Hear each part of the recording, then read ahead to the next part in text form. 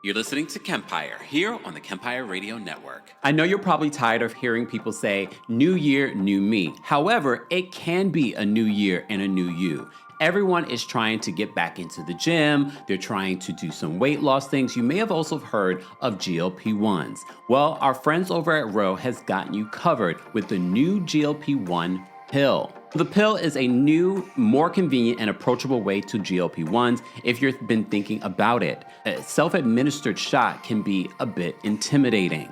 But now there's a pill that delivers comparable results. If you've been thinking about getting on a GLP-1, RHOP might be the way to do it. They have 100% online care, access to clinically proven, FDA-approved medications, free insurance checks, side effects management, dosing support, and more. RHOP offers the first FDA-approved GLP-1 pill for weight loss at the lowest cost around. The new GLP-1 pill has the same weight loss ingredient as the shot and packs comparable results to the shot. It can help patients lose 14% of their body weight in a year on average. This is based on a study in non-diabetics with obesity or overweight plus a weight-related condition with diet and exercise. You may have also seen Serena Williams talk about collaborating and endorsing RHOP as well. As a world-class athlete, she also wanted to drop pounds after having children.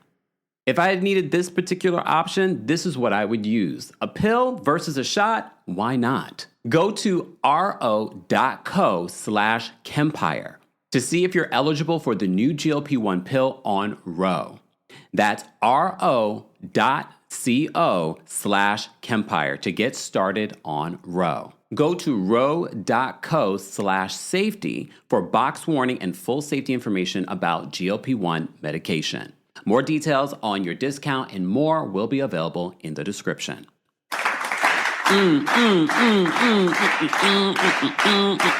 Happy Monday. I feel so good. Anyone else? Maybe because it's over. It's finally over. If you guys had to rate this week's episode of Real Housewives of Potomac. First of all, can y'all hear me, see me? I don't know why. Oh, because I don't have my headset in. So I'm sort of like, can y'all hear me, see me, do all the things? It is a members-only live chat. So shout out to our members. We do this at least once a month. I will promise this month, because it is a long month, we'll do just a members-only live, which we did not last month, but in January, we did a members-only live. And we did sort of like a tarot reading. I'm not going to say that we're going to do that again, but we'll do something different just for members. Become a member today at TheKempire.com/join. Shout out to our King's Guard. Shout out to our channel members. This is our final recap of the Real Housewives of Potomac for season 10. If you had to rate the season from 1 to 10, how would you rate it? If you had to rate the reunion, part 1, part 2, part 3 for 1 to 10, how would you rate it? And how would you rate part 3 of the reunion? I know that's a lot of ratings. That's a lot of ratings, but let me answer my own question. How would I rate the season overall? I always have to grade, especially after the terrible season that Real Housewives of New York had, which we'll be filming soon. Sidebar, just saying. I always have to rate Real Housewives now on a curve because of how bad that season was. So I think the first number that comes to mind when it comes to the season as a whole is a 7, which is not bad. That is not bad. Would I go back and watch this season? I don't think so, but I'm saying that now after just literally finishing watching it, but I don't know. Maybe in a few years I will. Huh? Well, maybe. I don't know. OMG, Mr. Mel and the Magic has a new profile picture. And all I see is forehead. That's all I see. You can only imagine whose forehead he's using. Oh, Ashley. Oh, Ashley.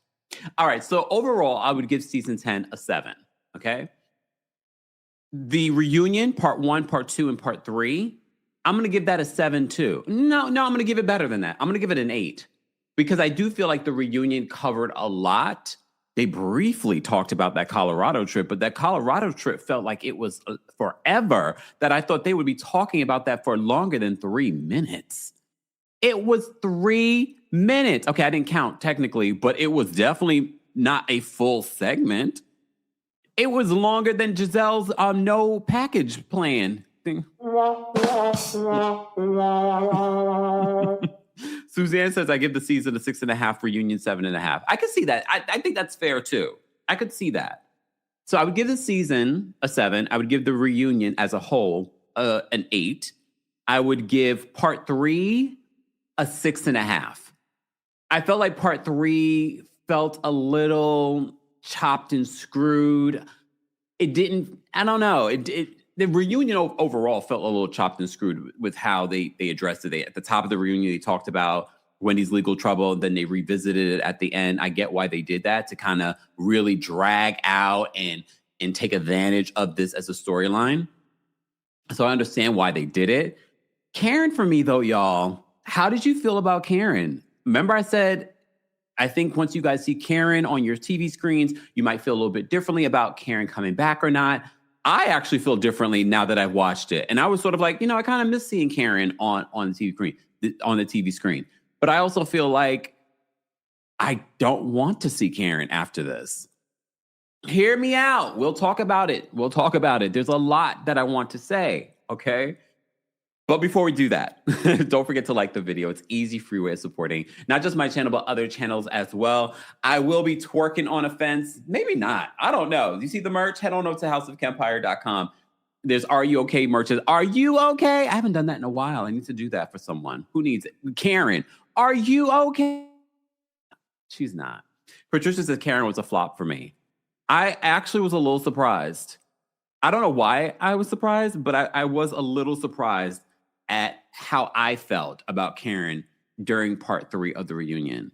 It didn't feel like the grand return. It didn't feel like, oh, I miss Karen.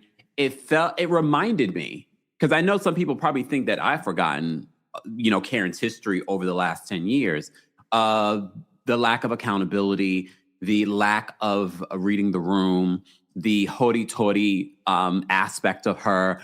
I literally posted a tweet that went viral on X last night that I don't like how I feel like Karen's coming in on her high horse. You didn't even show up to the reunion last season, Karen. You can't sit here and give advice to anybody about anything. And you are an easy read. I think they're giving you grace, but I hope next season that they don't. But I have thoughts about it, because I don't think Karen should return next season. What? And it's not because she hasn't shown accountability. It's not because I feel like she should be punished. No, I think for Karen's own good, she should not come back this season. I said this when we were covering the trial and we were covering her charges and things like that. I said that back then, especially what we saw in that arrest footage. Karen's biggest addiction is the fame. Karen's biggest issue that she needs sobriety from is everyone's attention and her ego. Karen needs to be in therapy. And I think if she is not to come back next season, because I already told you, I feel like this about Katie. Katie, I pray for Katie. Can we all take a moment for Katie and just pray for her? Her life is in shambles. And you guys keep asking for her to come back. And I'm like, no, this is not a space for anyone to heal, that's trying to be, sober. And I feel the same for Karen. But it's not necessarily just about Karen's drinking. I wish Karen the best. However, I feel like Karen's not ready. I really do. And I'm not an expert. I'm already going to say this because I already know the Karen stans. I don't care. All the Karen stans are going to be like, we want Karen back. Karen has shown accountability. I'm happy for Karen. But if you really want Karen to be her best and to really get over what she's getting over, then you would want her to take another season off. Karen should take another season off. She should be put on timeout. Okay, Singer DST says, I agree too, Kempire. I think she should set out for a few seasons for her own health. I might even say a few seasons, at least this next season. No, because what I saw, and I wish her the best, but I don't see good things happening for her because I don't feel like she is I still don't think she's in the best place. I still think she is living this, levels of grandeur in her head. And that's going to make her think that she is okay around certain situations. And she's just going to set herself up to fail. And I'm not an addiction expert, but all the addiction experts, please weigh in. We've had people call in before, but that's how I felt at the end of this reunion. I said, oh, no, Karen needs a season off, at least a season off. Mind you, she's on probation. She can't drive for the next year. Karen needs a season off so she can really lean in to her sobriety. That's just my thought. I'm not the expert here. We already know what Bravo's going to do. And that's why I always say these people aren't looking out for you. And I'm not saying that they don't care about Karen, but you know what they care about more? Ratings, money, securing this storyline. And I know some people say, well, this is real. You want to document this. You want to document someone's reality even at their own expense. I'm good. I'm good. I don't need to see this. If I really want to see someone making it through sobriety and addiction, I can watch a documentary where someone's really, truly doing that. And it's really, truly invested in doing that.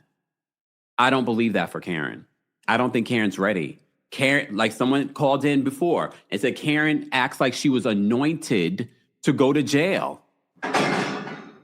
No, Karen is not ready, but that is my opinion. Okay. I am not an accountability expert. I am not an addiction expert. But based on my review on my channel of almost 600,000 viewers, subscribers, I will say what I want. If you're new here, let me know. Let me know how you've been watching, guys. Shout out to everyone listening in the chat. I appreciate you all being here. Keep liking the video. We already have over 1,100 of you here. We haven't even gotten into the part 3 of the Real Housewives of Potomac reunion, but we will. I had a good breakfast. I had a slice of sourdough bread with 3 eggs scrambled. I made myself. So good. Hit the spot. Okay. It hit the spot. But anyway, as I was watching, I'm working and eating breakfast and preparing breakfast. As I was working, rewatching, I literally started to rewatch the reunion again for a 3rd time before coming live. But here we are. Shout out to all the members. This is a members only live chat. I see you guys. Shout out to our King's Guards. Be sure to thank them as well. All right. But before we start, as I said to you guys before, I just got word that the numbers for our live show, New York City, this is our only live show planned for 2026. It's happening here in New York City at the Green Room 42. Have you gotten your tickets yet? What are you waiting on? Huh? What are you waiting on? This is the only show, and this is why I love this particular venue, that has a live stream option. So this is your opportunity, even if you can't come to New York, or you are coming to New York and you're just like, you know what? Sometimes when you're in the moment, you forget everything that was said. I want to be able to watch this come Saturday, Sunday, Monday, Tuesday, Wednesday, Thursday, Friday, Saturday. Okay. You get to keep it for 1 week after the show, but you have to buy your tickets today. Ticket information on the Kempire After Dark, a live show in New York City. The villain era continues. Hosted by our friend Taria Faison from the What Else Is Going On podcast, who was also on the ground during Ashley's interviews last night in DC. Okay. She also has a lot of information on the Wendy Osefo situation. She's going to the hearing. She's been going to the hearings, but there's a lot of information that has fallen into her lap about Wendy, and she's exclusively going to share them at the Kempire After Dark live show. She already told me, but I can't wait for her to tell y'all. Okay? I'll be spilling tea. You'll be spilling tea. Get your questions together, guys. You know this show goes so quickly. New York, make sure you have your questions ready. Maybe you need to write them down from now so you don't forget. But you get one question. Make it good. All right? Make it juicy. And if you got tea, make it even juicier. All right? Dita Stallion says, I'm hungry. I'm still fasting. I used to fast, like the intermittent fasting. That's actually, they say it's, supposed to be very good for you. I used to do that. All right. Leah says, Ashley had a press conference? Not really. It was sort of like a watch party. Shout out to our friends over at Reality Rundown. They hosted it in DC, and she was the special guest. I was like, that's a choice. But Look, she is an OG. She is an OG. For now. For now. Miss Bernice. Hey, Miss Bernice. Miss Bernice from the Detroit. Did you see Kenya's live over the weekend, Miss Bernice? Okay. Just asking. What up, though? Miss Bernice is celebrating 45 months of being a member. She says Karen was sitting up there looking like a... Damn, I should always pre-read Miss Bernice's comments. She says, looking like a drunk grandma trying to hold respect from the family as family she has lost. Ooh. Thanks, Miss Bernice. I'm sure you'll be calling in later. Right? Okay. All right. But yeah. All right. I will say this though, guys. I want us to be respectful because I do feel like there are people that have gone through what Karen has gone through. So when you call someone a drunk, I think it's triggering to them. So out of respect for the people that have made it through, because I feel like people have said that about them or still say those things about them. So let's just be respectful of those people that have gone through it. Miss Parker says, just got my live stream ticket. Thank you, Miss Parker. Yes, guys, get your ticket. Ticket information will be available in the description. We're going to get into this recap, but I do want to say thank you to Miyago for the super sticker. We appreciate your support, saying you're my number one. Thank you. Patricia from New York. Patricia, you come to the show? Thank you so much for the super chat, Patricia.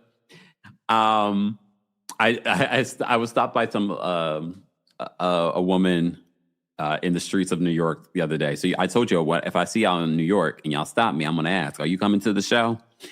And she was just sort of like, I was like, you better come to the show. Tamika, thank you so much for the super chat. Tamika says, do you think Cookie is trying to set up Stacey with this story of her with Monique and her kids situation? Well, you know what?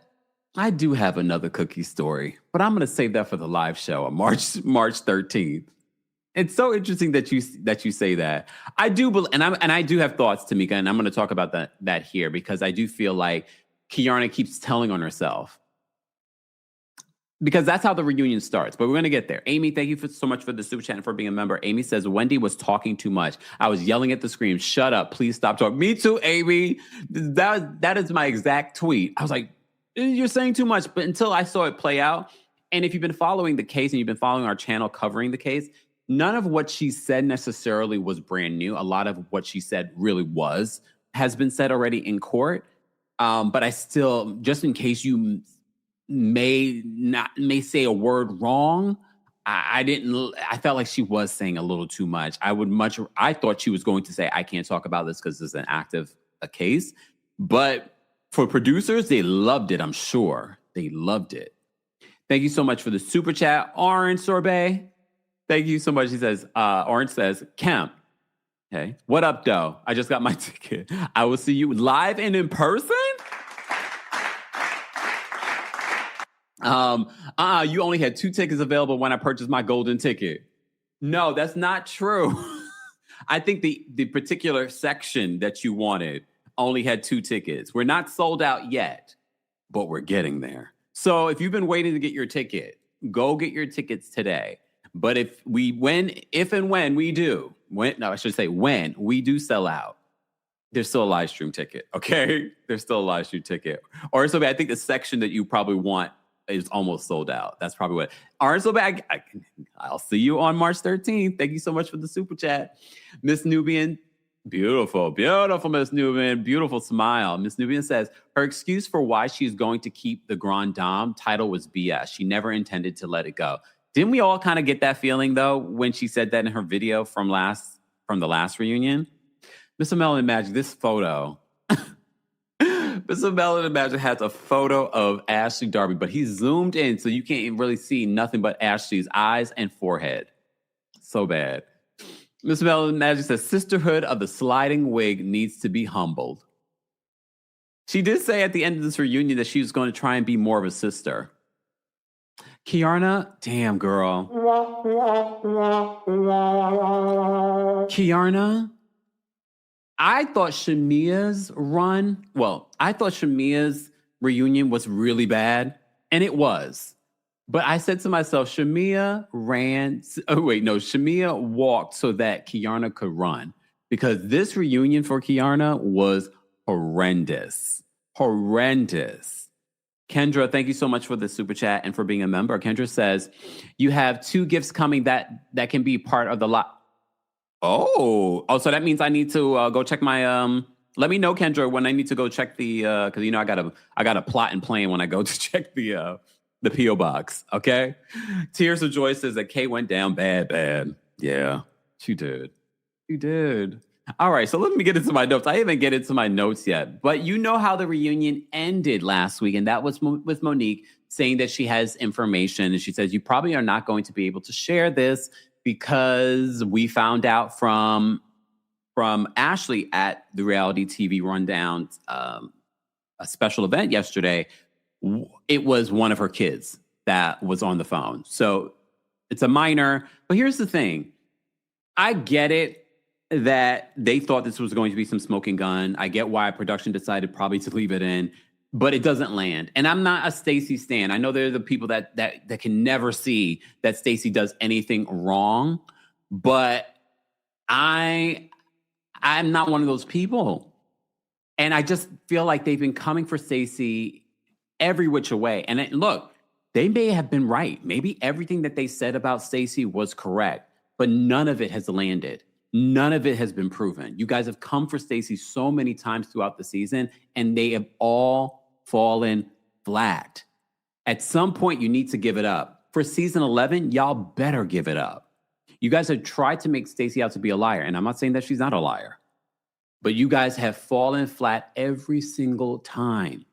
And this information about Monique that she's bringing that we couldn't even hear, all we hear is this. I counted for like 25 seconds. For 25 seconds, that's all you hear because you can't hear her child talking about, and I got to play the clip. Shout out to Carlos Harris on X. This is where I got it from because you know what we do here. We cite our sources, okay? This is what apparently Ashley says happens. You know it's Ashley, but I do want to just mention that, okay? I'm just asking what you heard, honey. Okay, so what we heard on that recording was essentially that... This is from last night here, not here, but in D.C. from the Reality TV Rundown event. Confirmation from one of Monique's children that he or she, because she has a daughter and 2 sons, someone had heard their father speaking to someone and asked, who is Stacey? Mind you, they have no idea what the show is going on. Right. They don't have any idea of all of that, but somehow they have heard this name and asked Monique about it. So we're to believe because they heard Stacey's name. For all we know, that still doesn't prove that Stacey is the one that told Chris that Monique was filming and talking about him. So the kids heard Stacey's name. That's the proof. That doesn't prove anything. Let me play it again. What we heard on that recording was essentially that there had been confirmation from one of Monique's children that he or she, because she has a daughter and 2 sons, someone had heard their father speaking to someone and asked, who is Stacey? Mind you, they have no idea what the show is going on. Right. They don't have any idea of all of that, but somehow they had heard this name and asked Monique about it. And unfortunately, there's a lot of legality right now with what Monique is going through, so she couldn't share it, which really sucks. But when we all heard it, when I tell you jaws were on the floor, baby, jaws were on the floor. Okay? My jaw was on the floor. Right? I don't think it lands the way they think that it lands. Dion says, that proves nothing. I agree. Y'all should have let that go. Production, y'all should have left that out. Y'all could have left that out. Hey, Melissa, watching on Facebook. Make sure you guys are following us on Facebook, too. We've been actually posting exclusive videos there before they end up anywhere else. So be sure to check us out on Facebook, Kempire on Facebook. Look, so then they get into this. Everyone's reacting like, oh my gosh, oh my. No one on this cast likes Stacey, okay? Wendy and Stacey have an alliance. I think eventually that could turn into a friendship, but right now they have an alliance. Andy decides, he's like, I'm paying attention to everyone's body language, and it seems as if, and this was a very leading question, he says, and it seems as if, Wendy, you're waiting for Stacey to confess. And I'm glad, I'm glad Wendy said that. I'm not waiting for Stacey to confess, but I feel like the tides are turning. Where she feels, I think what she's saying is that she feels like the fans might turn on Stacey. They haven't, because this doesn't land, especially when we're listening to this. It doesn't land. All right, so Monique plays this audio. Stacey denies talking about Chris. She's like, why would I do that? You know, I'm not concerned about Chris. I'm concerned about me and my family, my husband. I just went through a divorce. I just went through custody. Why would I do that to you? Oh, Stacey. Vicky says, I'm not a Stacey fan. I'm not a huge Stacey fan either. Okay? But they've tried to come for Stacey so many times and it doesn't land. Mr. Melamash says they should have left it out. Especially because now production, it feels like you guys are trying to catch Stacey in the lie and it doesn't land. Okay. Sir Natty says never. I still like delusional Stacey. Okay. 7 says Wendy isn't a strong person to align yourself with. She isn't a strong enough personality to pick a side and stay there. Well, I mean, so far it's worked for them. I will have to say, the people that stood out for me and were MVPs of this reunion, definitely Stacey and definitely Wendy. And them aligning themselves together was perfect. For me, if I had to rate their reunion, 10s. Wendy showed up to this reunion, answered the questions. She didn't falter on any questions. She answered all the questions. She looked the best. Same for Stacey. They had a very good season and reunion. Deborah says Stacey is Teflon Don. She really is. She really is. So that is the information. But I already told you when we saw the preview and we went live, we were talking about the preview for this week's final part of the reunion. I said, guys, I don't think this is landing. If this is the big smoking gun, this is not landing the way that you guys think that it's landing. Still. All right. So then Stacey denies it. Monique says that Stacey told her that she was in communication with Chris. So they replayed that scene. But remember in that scene, Stacey says, you see, he's been texting me, but she hasn't responded. So Stacey's saying that she hasn't been in communication. She hasn't talked to Chris. I believe that actually, because she did say in that scene, she's like, but you can see I didn't respond. She says that she didn't respond. Could she have spoke to him on the phone and said stuff? Very possible. But it's not landing for me because I feel like any one of these women, especially because they've been after Stacey this entire season, any one of these women, Kiarna, I felt like told on herself. Kiarna kept on trying to chime in, and Stacey's like, "Can I finish my thought?" She's like, "I'm gonna let you finish your thought." Did you guys also notice during this hubbub, Kiarna is trying to say stuff like she's like, but they can control what we hear. So there are things that are being said under people's breath that they decide to turn the volume up on. But I could hear Kiarna in the background trying to say stuff during this whole conversation. I'm like, they really edited her out. Kiarna, thank you for your services, but no thank you. Actually, I want a refund. Do they get paid if they don't show up at the reunion? DV says no. They actually get a bonus for being at the reunion. So no, they do not get paid if they do not show up to the reunion.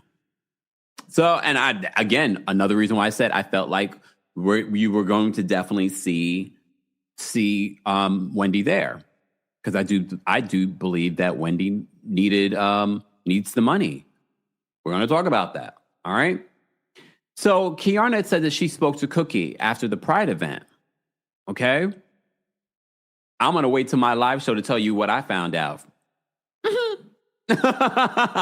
Get your live stream ticket or get your in-person ticket. I gotta write down all the things that I gotta spill. Because some of the stuff that I was ready to spill, I'm still gonna spill, but some of it I already spilled on the Club Kempire podcast. But not everything Club Kempire. I still, exactly. Alessia says, what services? That's why I said I want a refund.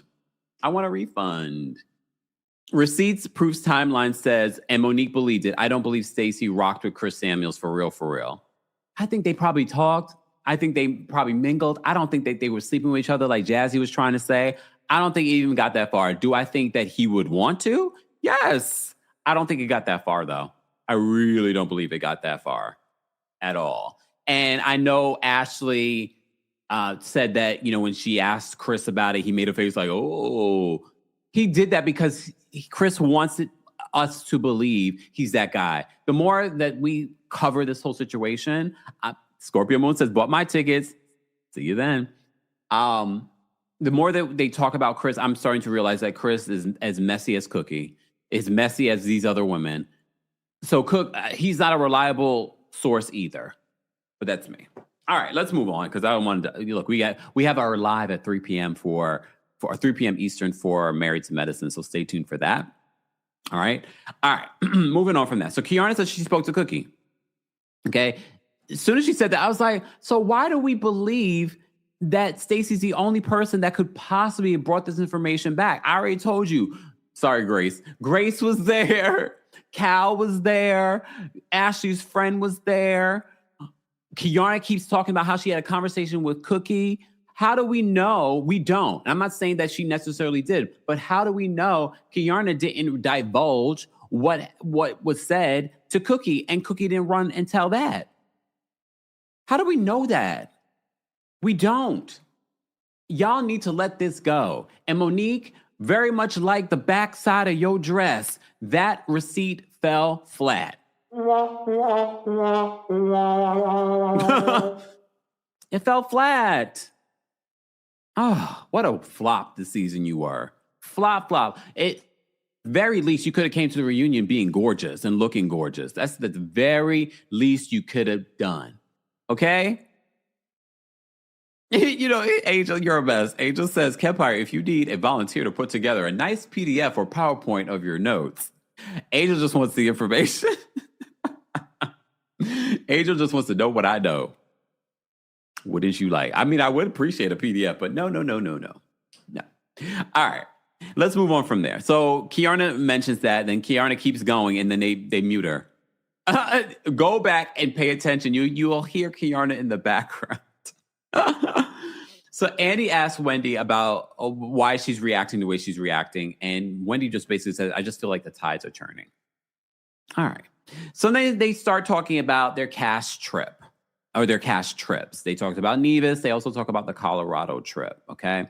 Giselle says that she doesn't apologize for not putting a name on Stacey's robe, but she does apologize for giving her a size large. Here's the thing. I said this during our recap of the Nevis trip. I think that Giselle really lost an opportunity here. Stacey could have been her Karen for the season, where she doesn't have to like Stacey, but they could have played off each other. And she just came across mean. She just came across like she doesn't like Stacey, like genuinely. And you would do anything that would go against her. It wasn't playful banter. I wish you would have done more playful banter with Stacey, like you did last season. But yeah, that didn't happen. So she doubles down on it. Okay, so someone asked, why does Angel keep putting the group in silent circles? I said, that's a great way to put it. These silent circles, all right? How do you guys feel about Angel and how Angel did? How would you grade Angel's reunion? How would you grade it? I think she did far better than her friend Kiana. I do feel like she flopped in some areas, especially when she got chin checked in real time during the reunion. So that's I got to take away points. I would give Angel's reunion a 6, which isn't bad at all. Okay. Badger Bobby says breaking news. Badger Bobby. Badger Bobby, see you on March 13th. She says breaking news. Giselle does not have to like Stacey. I'm not saying that she does. What I'm saying is for the audience's sake, she could make it playful. Do we really believe that Giselle likes Karen? She doesn't. Do we really believe that Wendy likes Giselle likes Wendy? She doesn't. But she does think certain things that are good for the show.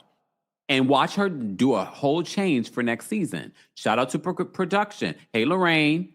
Lorraine's probably like, can he see me? No, Lorraine, calm down. But I know you watch, Lorraine. Okay. Mr.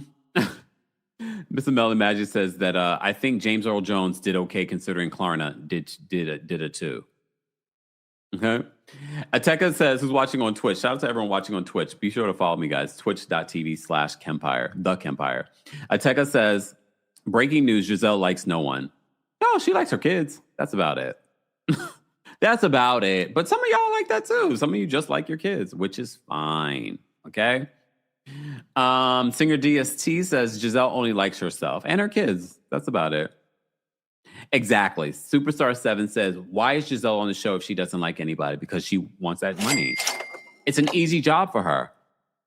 And let's talk about it. The fact that Giselle did not have a package is just confirmation. She had no storyline this season, yet they keep bringing her back. She hasn't had a storyline in forever, but they keep bringing her back. She's clearly a producer's pet. She's an industry plant. Okay?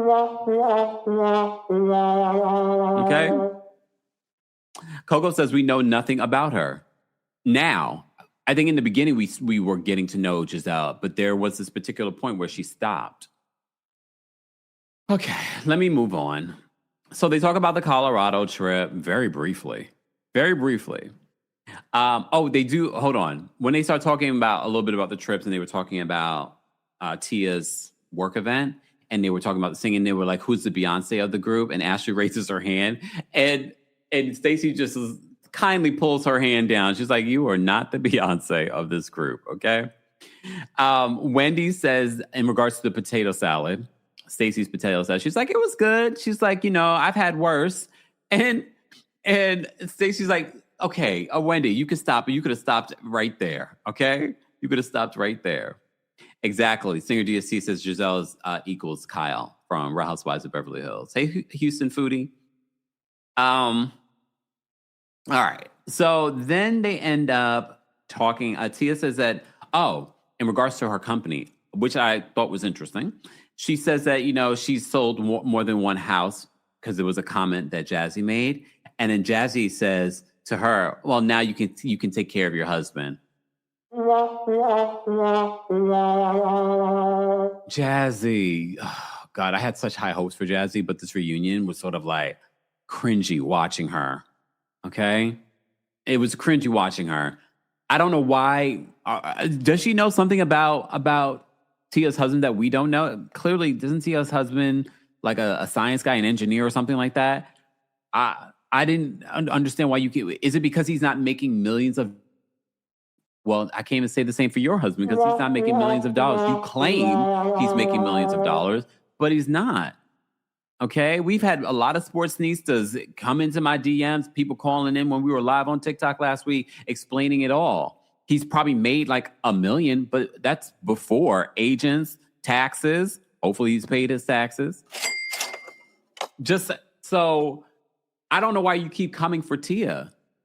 Okay? But all right. So they move on from that, okay?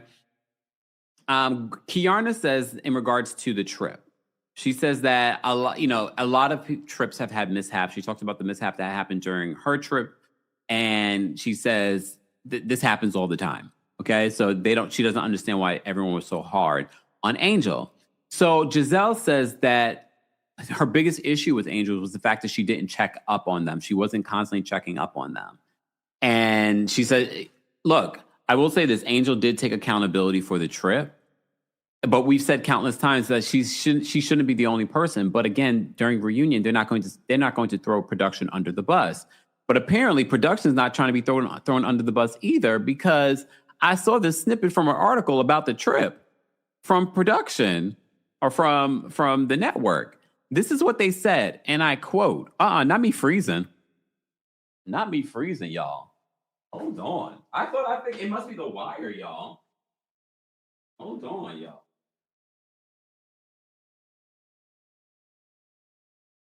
Oh, Lord. It must be The Wire because I changed the thing. Okay. I changed the thing. So it's not the thing. It must be The Wire. All right, we'll change it. We'll try it. We were doing good though. How many weeks? 2?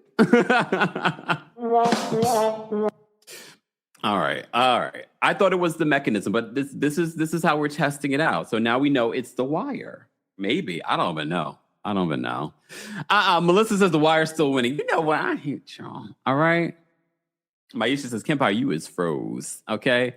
So no, we'll figure it out. So now I have to change because remember it's 2 wires that go into this mechanism for the camera. So now you know what Dina Cole. Dina Cole says wire 50, Kemp 0. That's not true because we've gone how many lives without a wire issue? Okay. Deborah says new wire 1, Kempire 9. Thank you, Deborah. So now we got to figure out which wire it is, which is fine. Okay, let's focus, y'all. Let me get into this. I blame Angel. This is Angel's fault. The same way that you guys are blaming me, I'm gonna blame Angel. Angel is the reason why that froze. Okay. Either scientist says that the Wire is the 5th member, basically, right? The Wire is. I am the 5th member. How about that? Okay. All right. So, according to this article, this is what production had to say about Angel's trip. They said every year, not just on Potomac, but housewives in general, if someone is hosting the trip and, quote, owning the trip, it's really on them to take the lead in planning. We love when our casts take ownership of a trip and really put their heart into it. Angel is from the area. She lives there. She has a house there. I know the team really looked to help. This is the network speaking, to help guide in terms of activities and lodging. She really took the lead on this trip. So they're saying that this is on Angel, y'all. Okay? Poppy says that's still your favorite soundbite? I am the 5th member. How about that? I miss recapping the escapes. We had some of our best time. Okay? Our best times recapping that reality show. Thank you, Austin. Austin says, don't do my camp. He can have a wire issue. He gives us content daily. Them wires are tired. Oh, child. You're probably right. Because we really have not had an issue in a minute. So it looks like the network is blaming Angel, too. They said every year, not just on Potomac, but housewives in general, if someone is hosting a trip and owning the trip, it really is on them to take the lead in planning. We love when our cast takes ownership of a trip and really put their heart into it. Angel's from the area. She lives there. She has a house there. I know the team, meaning production, really looked to help guide in terms of activities and lodging. So who booked the lodge? She really took the lead on this trip, very much so, particularly because she and her husband own a luxury travel company as well. The team really did organically rely on them for taking the lead. So they're blaming Angel. Well, damn. Okay, well, damn. Right? Oh, man. Sidebar, Mercury's in retrograde too, y'all. So it could be Mercury retrograde in regards to the freezing. Okay, just saying, Mercury's in retrograde. Right, Nicki Minaj? Mercury's in retrograde. So just for clarity, this is the network speaking. So when they refer to the team, they're talking about production. Damn. Miss B Wood says, laughing out loud, Angel has fault, but they a lot too. It sounds like they're not trying to take any fault. Way of Keith says, nice picture, Way of Keith. What is that? Way of Keith says, production is weird of being the scapegoat. It's weird? Why did I say that? It's tired of being the scapegoat. Wow. All right. So that I had to bring that update to you guys in regards to that. I was like, oh, that's interesting that they're saying that. Don't y'all think that's interesting? Look. All right. All right, before we move on to when Karen comes out, today's live is brought to you by our friends over at Factor Meals. You know, we're all about eating, period. We love to eat, right? But Factor Meals has you covered no matter what diet plan that you're on. I know it's March, but some of you are still on your grind when it comes to eating right, working out, all the things. So Factor makes it easy. Or maybe you just don't like to cook. Maybe the weather has gotten you just so like, I don't feel like cooking. Or maybe your busy schedule has gotten you like, I don't have time to cook right now. Well, Factor gives you quality meals, a variety of different meals, and you can do it in 2 to 3 minutes. Y'all know me. I can have a Factor meal right before this live, eat it, and be here. And I love the fact that they figure out the proportions for you. Somewhere between the first warm weekend, which is coming, y'all, and realizing short seasons is getting close, eating well stops feeling optional. Factor is how I stopped letting a busy schedule be my excuse. Fully prepared meals designed by dietitians and crafted by chefs, ready in 2 minutes, no planning, no cooking. Quality functional ingredients, including lean proteins, colorful veggies, whole food ingredients, and healthy fats. No refined sugars, no artificial sweeteners, and no refined seed oils. That's important. You get 100 rotating weekly. Why am I stomping my feet? 100 rotating weekly meals to keep things fresh and delicious through winter. Options include high protein, calorie smart, Mediterranean diet, GLP-1 support, and ready to eat salads. Okay? So head to factormeals.com/Kempire50off and use code Kempire50off to get 50% off and free breakfast for a year. Offer only valid for new Factor customers with code and qualifying auto-renewing subscription purchase. Make healthier eating easy with Factor. Information on Factor and your discount will be available in the description or episode notes, okay?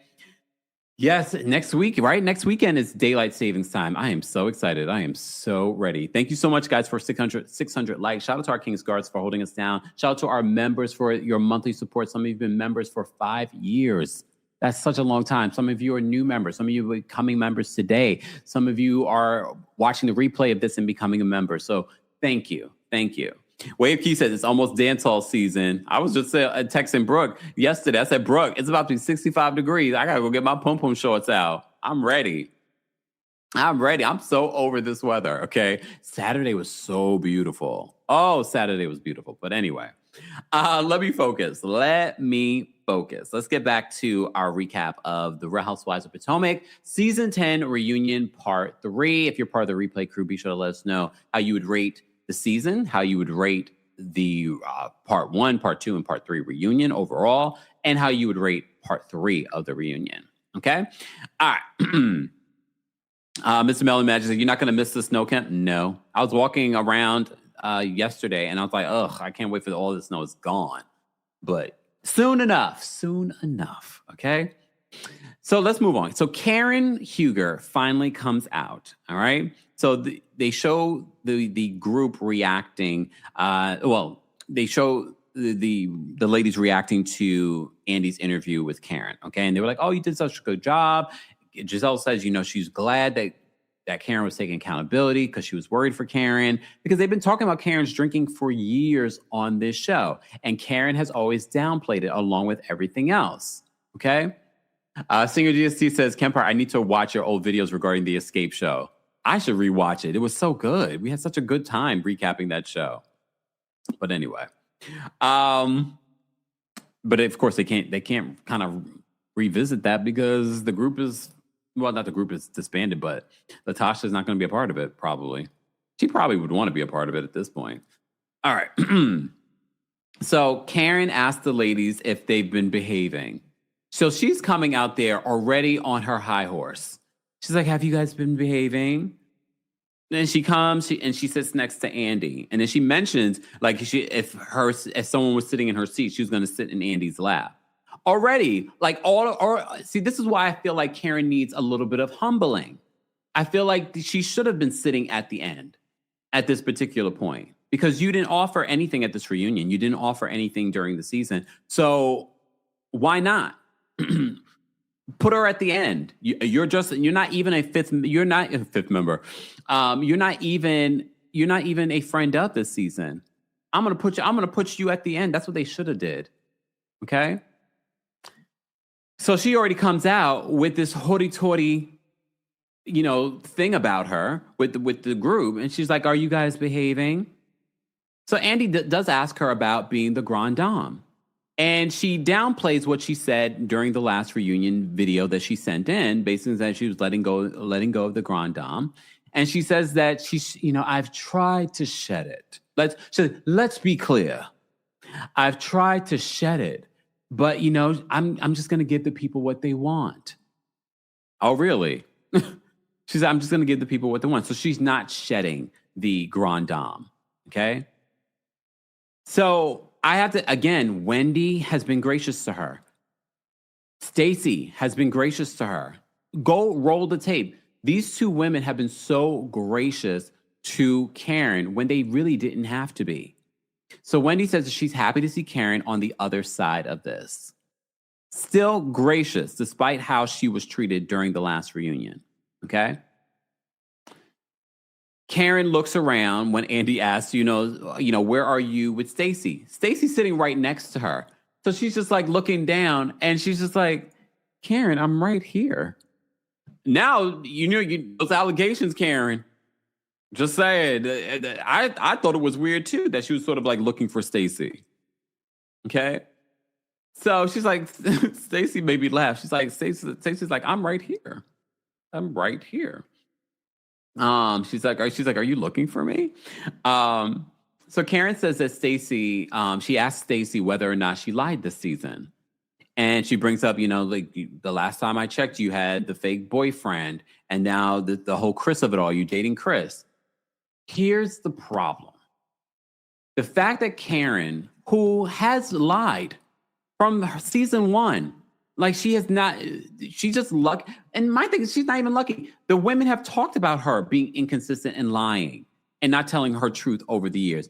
You have no leg to stand on when you've been caught out there in one of the major lies that people have talked about. So you coming at this reunion, looking at Stacey's, mind you, time after time during the season when they try to call her out on lie, they have fallen flat. Not Stacey. If anything, Stacey has been more vindicated than you ever have been vindicated. You ended up in jail, and still Wendy and Stacey give you grace because they could have easily called you out in this moment. It was just like, where have I lied? I can count the amount of times that you've lied. I could count the amount. That's what Stacey should have said to Karen. She's like, when have I lied? They have tried to call me out multiple times throughout the season on lies, and they've been proven wrong. They've been talking about your drinking for many years, and we were proven right. Oh, we can't talk about that? We can't talk about that? Just asking. They have given you grace. And if anything, because Karen did watch the season, Karen probably has seen all the interviews that Stacey has done. Stacey has been gracious to Karen. So gracious to Karen, and she didn't have to be. She's been gracious to her. So her coming out there and trying to do the pile-on, did you lie this season? Look, I'm just gonna say what I'm not saying that she should say this, but literally, Stacey could have looked at her. Did you drink today? She didn't do that though. She could have turned to her and said to her, are you admitting that you're an alcoholic today? She didn't do that to her, though. Karen coming out there on some sort of high horse, it's like, ma'am, you just got out of jail. You can't talk to... Come in here with some humility. You just came out of jail at 60 years old. Come in here with some humility. And I'm not even talking about accountability. No. You just got out of jail at your big age of 60-something years old. This didn't happen 20-something years ago. You just got out of prison. Okay? You just got out of it. And you coming at me about alleged lies that have not been proven? Wave Keith says Kempire was ready to go to hell. I was. Kempire After Dark. Kempire After Dark is where I will go to hell. I just don't, and I'm not saying that Stacey is completely innocent. I'm not saying that Stacey has lied, but none of Stacey's lies have been detrimental to any of these people. None of Stacey's lies have been detrimental to these people. And even with the Monique lie, Monique was filming a show that anything that she said about Chris would have been brought up on the show. And she could have said a lot worse. That's up on production. Word on she said a lot worse about Chris during filming, allegedly. But they didn't air it. So Stacey, you should have went light on Stacey, but I think Karen is intimidated. Very much like Giselle, very much like Ashley. She's intimidated because Stacey has come in as a fan favorite. A lot of times what they're fighting about, guys, is not what they're saying. They're fighting about the show. They're fighting about what is being said about them on the show. She wants to come in as the grande dame. She's like, I'm not letting that go. She's just like, and mind you, Stacey's confused because she's probably not expecting this type of energy from Karen. And she's like, I guess I know where we're at. And she's like, well, no, this line of questioning shouldn't be the decision on where we're at. But she's just like, are you going to be honest? I need you to be honest. Okay? I need you to be honest. I need you to be honest, Karen. You have nerve coming up in here asking Stacey to be honest. I need you to be honest. Okay? So, before we move on from that. So, Stacey is just, I think Stacey's just dumbfounded. Karen says to her, well, I need you to be honest. She's just like, I'm still the only one that lives in Potomac.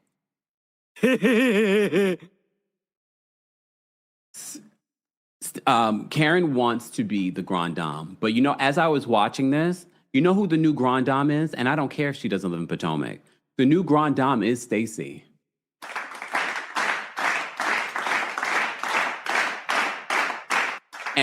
And officially here on our channel, we're gonna crown Stacey. Stacey, buckle up. Come in front of me. Come in front of me, Stacey. Come in front of me. Let's have let's just have the ceremony right now. I do declare on March 2nd of 2026, here on the Kempire channel, we now crown Stacey Rush, formerly of QVC, okay? The new grande dame of Potomac.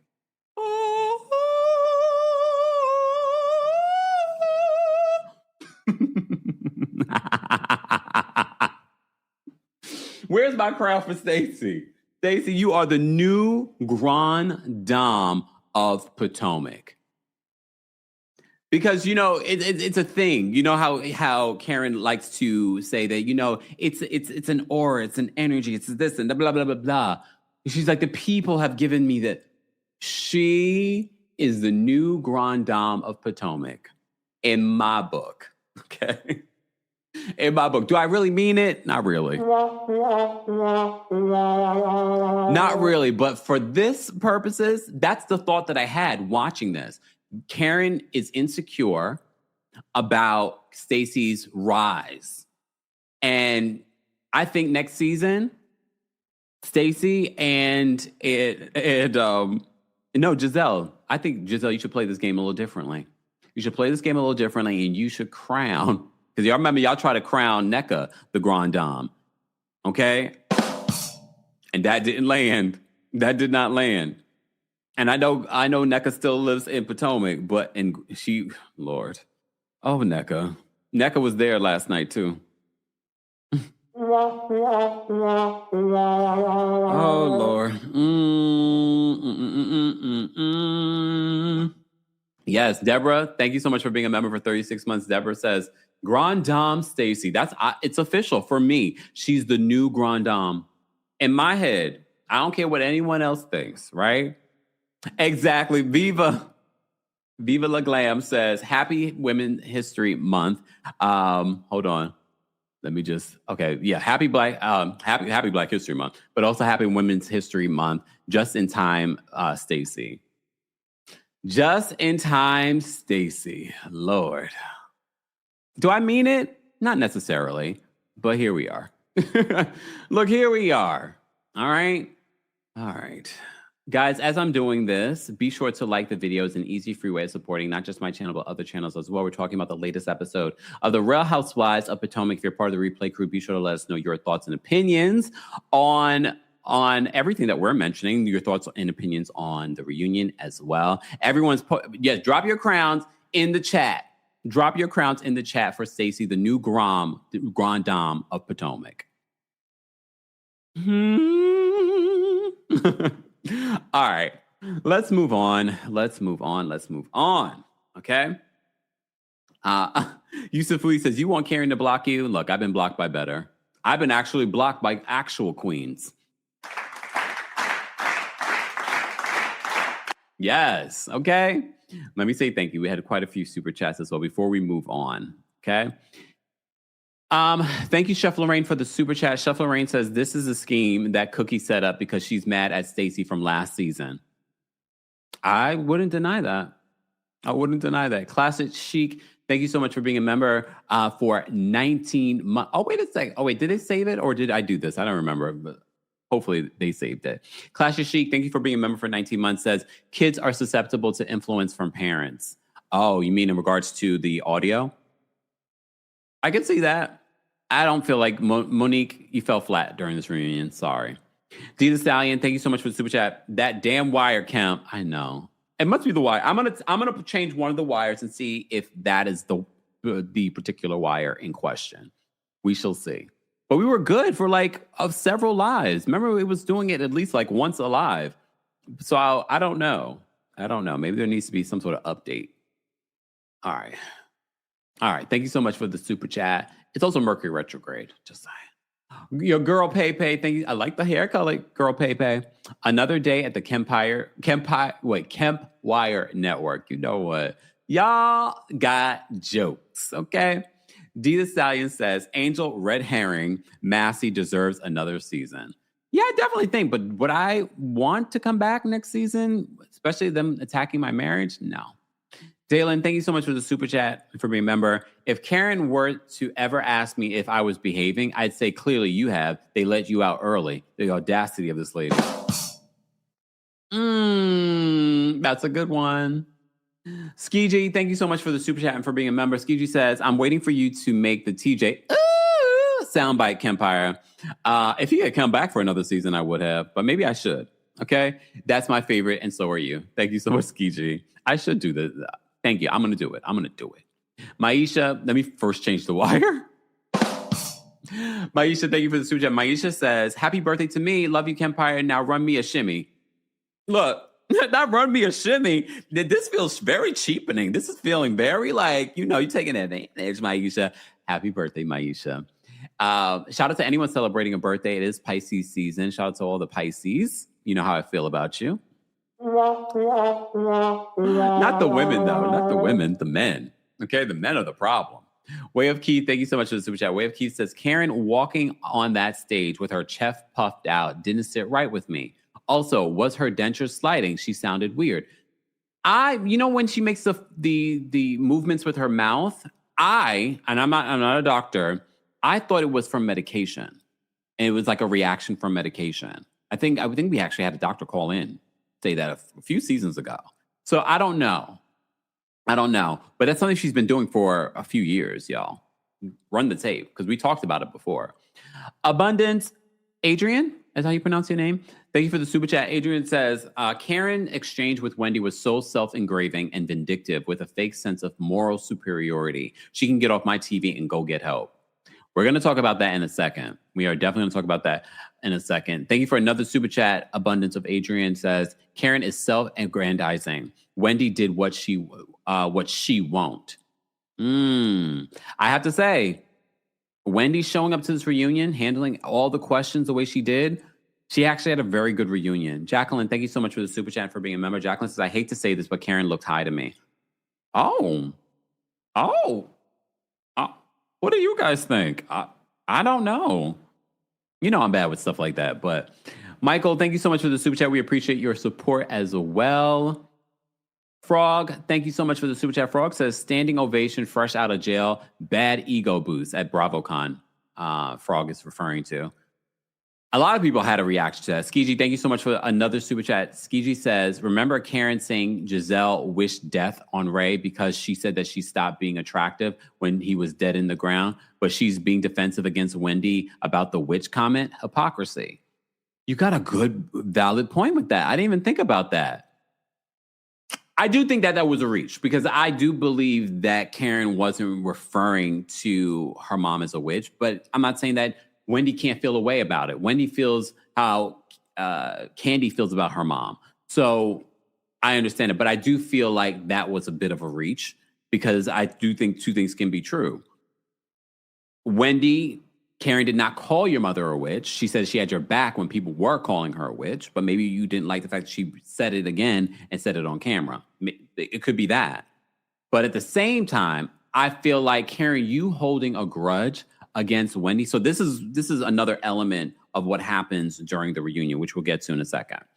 Anonymous, thank you so much for the super chat and for being a member. Second chair and no season package. I would consider Giselle's warning from the network. I would consider that Giselle's warning from the network.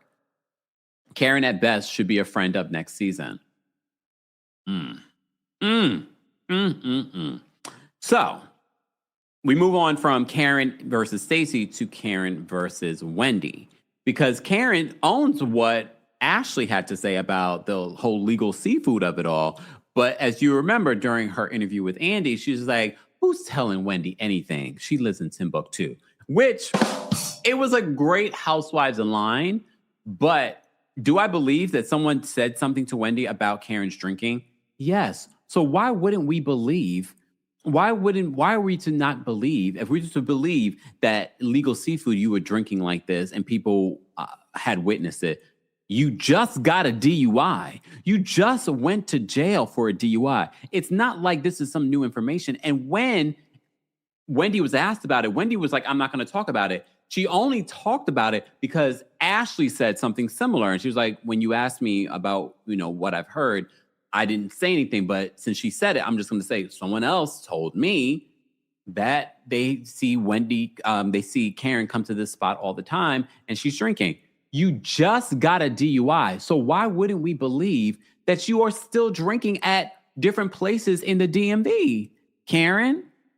So yes, I thought what you said about Wendy was funny as hell during your interview. That was funny. Who would tell Wendy anything? She lives in Timbuktu. Funny. That was a funny Housewives line. But in reality, do I believe someone told Wendy something like that? Yes, I do. Because you just served time for your fourth alcohol-related traffic stop. Lies! I believe Wendy. You guys let me know. Do you believe that someone told Wendy that they witnessed Karen drinking all the time at this particular place? Exactly. Edith Sign says also, she said it's been a 20-year issue for her. So why would we believe that this didn't happen again? Makai says, I believe Wendy. I believe Wendy too. Toya says, Wendy gives too much grace to Karen. I hope she doesn't give her the same grace later on. Next season, if Karen does come back, I do believe Karen will come back. So let's talk about that. So Karen says that she felt betrayed by Wendy over what happened at the event during last season. So we've already heard things. Remember, we've talked about this because the word on the street, there was some sort of issue that we didn't get to see between Karen and Wendy. So they flash back and they show us the conversation that Karen and Wendy had during last season. So Karen said she felt betrayed by Wendy for going on Stacey's side. Stacey, we remember, is told that Karen said that Wendy was self-absorbed and that she wasn't a girl's girl. Okay? And Wendy believed her. And Karen didn't like that, so she felt betrayed by that. Karen, you could feel betrayed by that. You just served time for your fourth alcohol-related traffic stop. DUI. You have bigger fish to fry. If this had happened during the last reunion, then I could understand. It's been over a year later. You still feel betrayed? You still feel betrayed for Wendy believing that you said something disparaging about her? Two things can be true. Wendy, I don't believe Karen called your mother a witch, but I understand that you could feel how you want to feel about that. Okay? You didn't probably like the fact that she brought it up again on camera. Okay? You could feel that. But Karen, you have bigger fish to fry than worrying about Wendy believing that you said something about Stacey. And it's probably because she's heard from other people in this group that you've said similar things. Just saying. All right. So Karen says that she loved, this is how this particular segment ended. She says that she loved when Wendy's mother told her to shut the F up this season. Even in this moment, if Giselle is saying, Karen, everyone took it like a, when Karen said that. Because none of us enjoyed that. No matter how you feel about feel about Wendy, we all kind of felt like, damn, like, yeah, we don't necessarily agree with how Wendy handled the father situation. But at the same time, the way that scene between Wendy and her sister and her mom was a lot to take in. Okay? It was a lot to take in. So Karen saying in that moment, I love the fact when your mother told you to shut the F up. I was like, okay. Okay. Even Giselle was like, Karen. Look, Karen. So then they revisit the burglary. Okay. And I felt like Wendy was saying too much. However, if you've been following this legal case, Wendy really didn't necessarily say anything brand new, but I do believe the prosecution probably was watching this reunion, part 1, part 2, and part 3, very closely. So if there was anything that she said that wasn't on public record, they will try and use against her. But I have to give Wendy her flowers that I feel like she handled herself really well during this reunion. She really did. So we get to see some footage about the group reacting to Wendy's arrest and charges. At one particular point in this review, this video, Giselle says that Wendy has all these degrees and this wasn't even a smart crime. Damn. She said this wasn't even a smart crime. So then Angel clarifies her statement in regards to, I hope justice is served. And she says, she hopes that Wendy gets her day in court. No, you know what you meant by that. And we all know what you meant by that, Angel. But fine, let's clean it up nicely, okay? So Angel claims that she felt like the whipping boy, and she feels like that was why Wendy was the way that she was towards her during the season. I don't agree with that. And even Ashley says, no, I feel like that's a reach. I agree, because I really do believe that Wendy did not know that this was coming. We already talked about how these insurance fraud things are investigated. I don't think that Wendy knew that this was coming necessarily. However, Wendy does know. Remember, they only got like $25,000 from one of the insurances, but they were trying to get like $400-something thousand, but that was denied. So it wouldn't shock me that may have been on her mind during the filming of this season. Okay? But I don't know if she thought that she was going to get arrested and would be facing these charges. However, Angel, the reason why Wendy was the way she was too was because of how you interacted with her from the beginning. Did we forget? I know it's been a while because it all happened at the top of the season. The reason why Wendy did not see it for you, Angel, was because of how you came at her, because off the strength of your relationship with Kiarna. We didn't forget, Angel. We're willing to forgive, but we didn't forget. Even Ashley's like, that was a reach. Okay? That was a reach. Ateka says, I remember Kempire. I think we all remember. Deborah says that Angel was trying to clean it up. Yeah, look, I don't blame her. Okay? I don't blame her. So Kiarna says that she stands by what she said in the video. And she believes that Wendy knew what she was going through during the season. So now I'm starting to see that Kiarna and Angel were aligned and probably talking about this when they knew that this was going to come up during the reunion. So that's why they are both saying that, yeah, they believe that Wendy knew that this was happening during the season. That's why she was acting the way that she was acting towards them. No. Kiarna, till this day, till March 2nd of 2026, we have no reason, we have no understanding of why you have an issue with Wendy. We haven't forgotten part 2, where Wendy provides the actual proof that when she got off that stage at that event, she hugged you. You brought a picture of the room. You brought a picture of the room, and we're just like, this is not landing. This is not landing at all. All right? All right.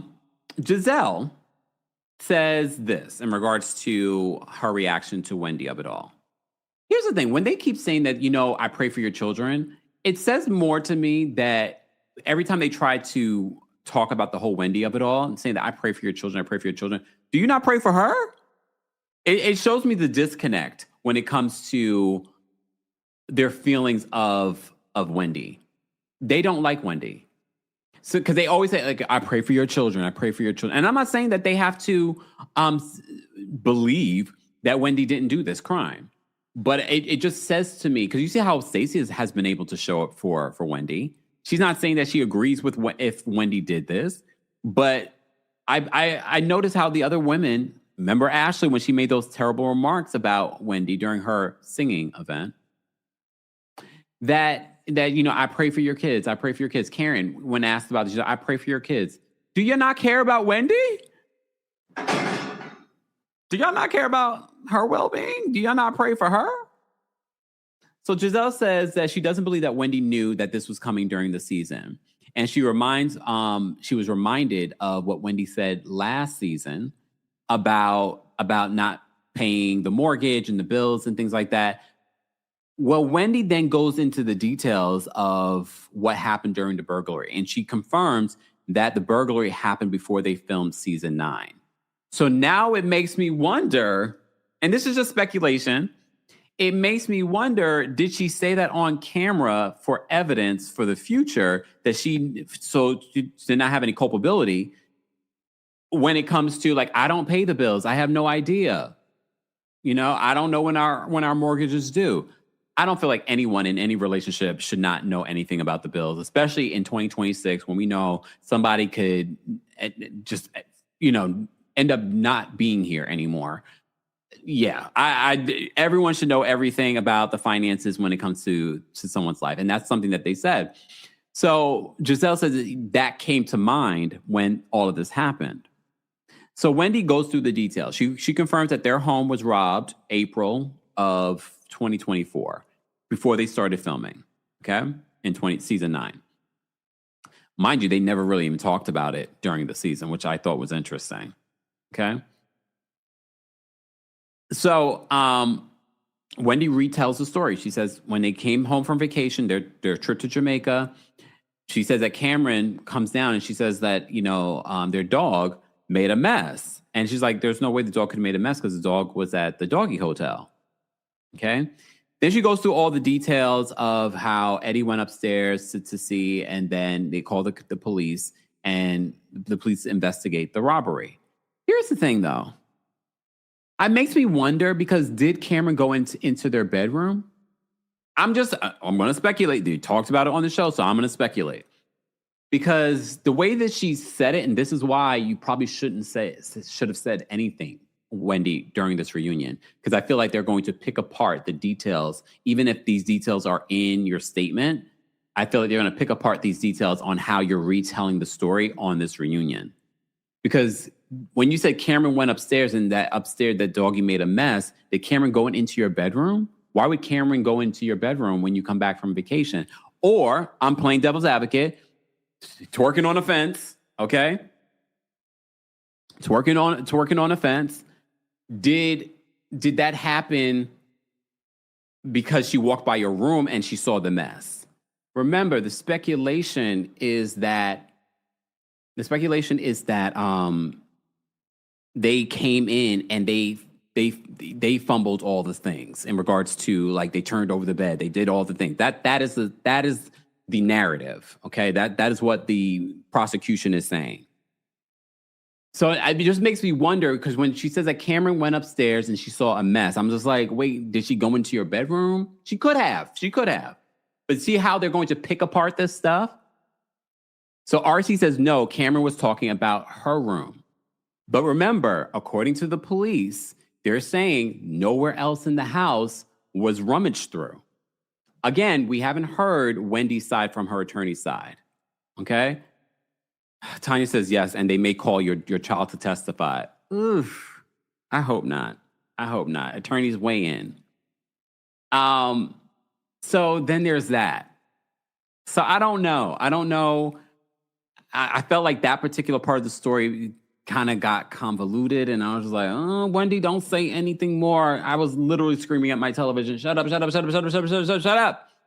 And that's where Karen tries to at least justify her saying that, she agreed with her mother to shut the F up. No, you didn't. You just try to connect it now to try to justify, because you're like, oh, maybe that was too harsh. Okay? Maybe that was too harsh.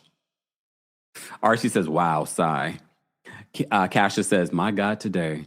I know. So I don't know. I felt like she was saying a little too much. Okay? All right. Let me see. So Karen says that she wouldn't have answered anything about this on stage. She says that Wendy needs to stop talking and or interviewing. Wendy looks at him like, interviewing? I'm not interviewing. Okay? And she hasn't done any interviews. She went to BravoCon. She was asked about it. She gave a statement. That was it. Okay. Wendy says that she spoke to her attorney. Unlike Karen, she says that she spoke to her attorney. She didn't say that unlike Karen part. She said, I spoke to my attorney. Nothing that I'm saying right now is something that has not been said in public record. Okay. In regards to her family, because, she had a time with her mom, which we didn't see any resolution. She says her family has really shown up for her. She says even Eddie's family has really shown up for her. Make sure you get your tickets, guys. Kempire After Dark live. Taria Faison has more information about what's going down on there in the DMV. So if you have been weighing your options, if you live in the New York City tri-state area, we got people coming in from Philly. We got people coming in from Kenya. Okay? From abroad. Okay, despite what's going on in this country, they are coming to the New York City live show on March 13th at the Green Room 42. But if you can't make it, I get it. Foxy's got her live stream ticket. Miss Parker got her live stream ticket. Go get your live stream ticket. If you're part of the replay crew, be sure to let us know if you're coming to the show or if you got your live stream ticket. Ticket information on the Kempire After Dark live experience will be available in the description. And I will be going live tonight on the Tickety Talk, okay, to talk about this and so much more in regards to Potomac and more. Fab says, I will be there, Kempire. See you then, Fabs. Tears of Joy says, let me get my live stream ticket, child. Just saying, there's some more information in regards to what the DMV streets are saying, okay? Go get your tickets, okay? Reese says, just bought my live stream ticket. All right. I can't wait because I feel like more is going to happen because they're supposed to have a hearing too. So stay tuned. No, Millie, they're not going to. We're gonna put a kibosh on that. Millie says, Kempire, please pray they don't cancel the flights. The Orange Man is doing too much. I agree, but they won't. You're gonna make it here safely. All right? You're gonna make it here. So let's take a moment. Let's pray for everyone's safety in traveling to our show, that we're all going to be blessed and we're gonna have a good time. We're gonna forget for 90 minutes. We're going to forget what's happening on the outside of those doors. Okay. All right. We are blessed. All right. We are blessed. And we're going to have a fantastic time on March 13th. All right. So Wendy addresses some of the other things. So Andy brings up a few different things in regards to the narratives around, her finances, the renovation, her trying to keep up with the Joneses, basically. Wendy says that the people can have their narrative. She says that's on them. I think that's a good answer. She's not going to argue when it comes to the narrative. She's just like, you can argue that. I'm still going to be here in this Sergio Hudson dress and looking fabulous. I'm just saying. All right. Wendy denies using aliases in regards to the 67 credit cards. Her statement in regards to it, I think it was perfect. She says, "We have never used aliases for any financial institution." And that was also addressed in court by their attorneys. We remember talking about that and covering that.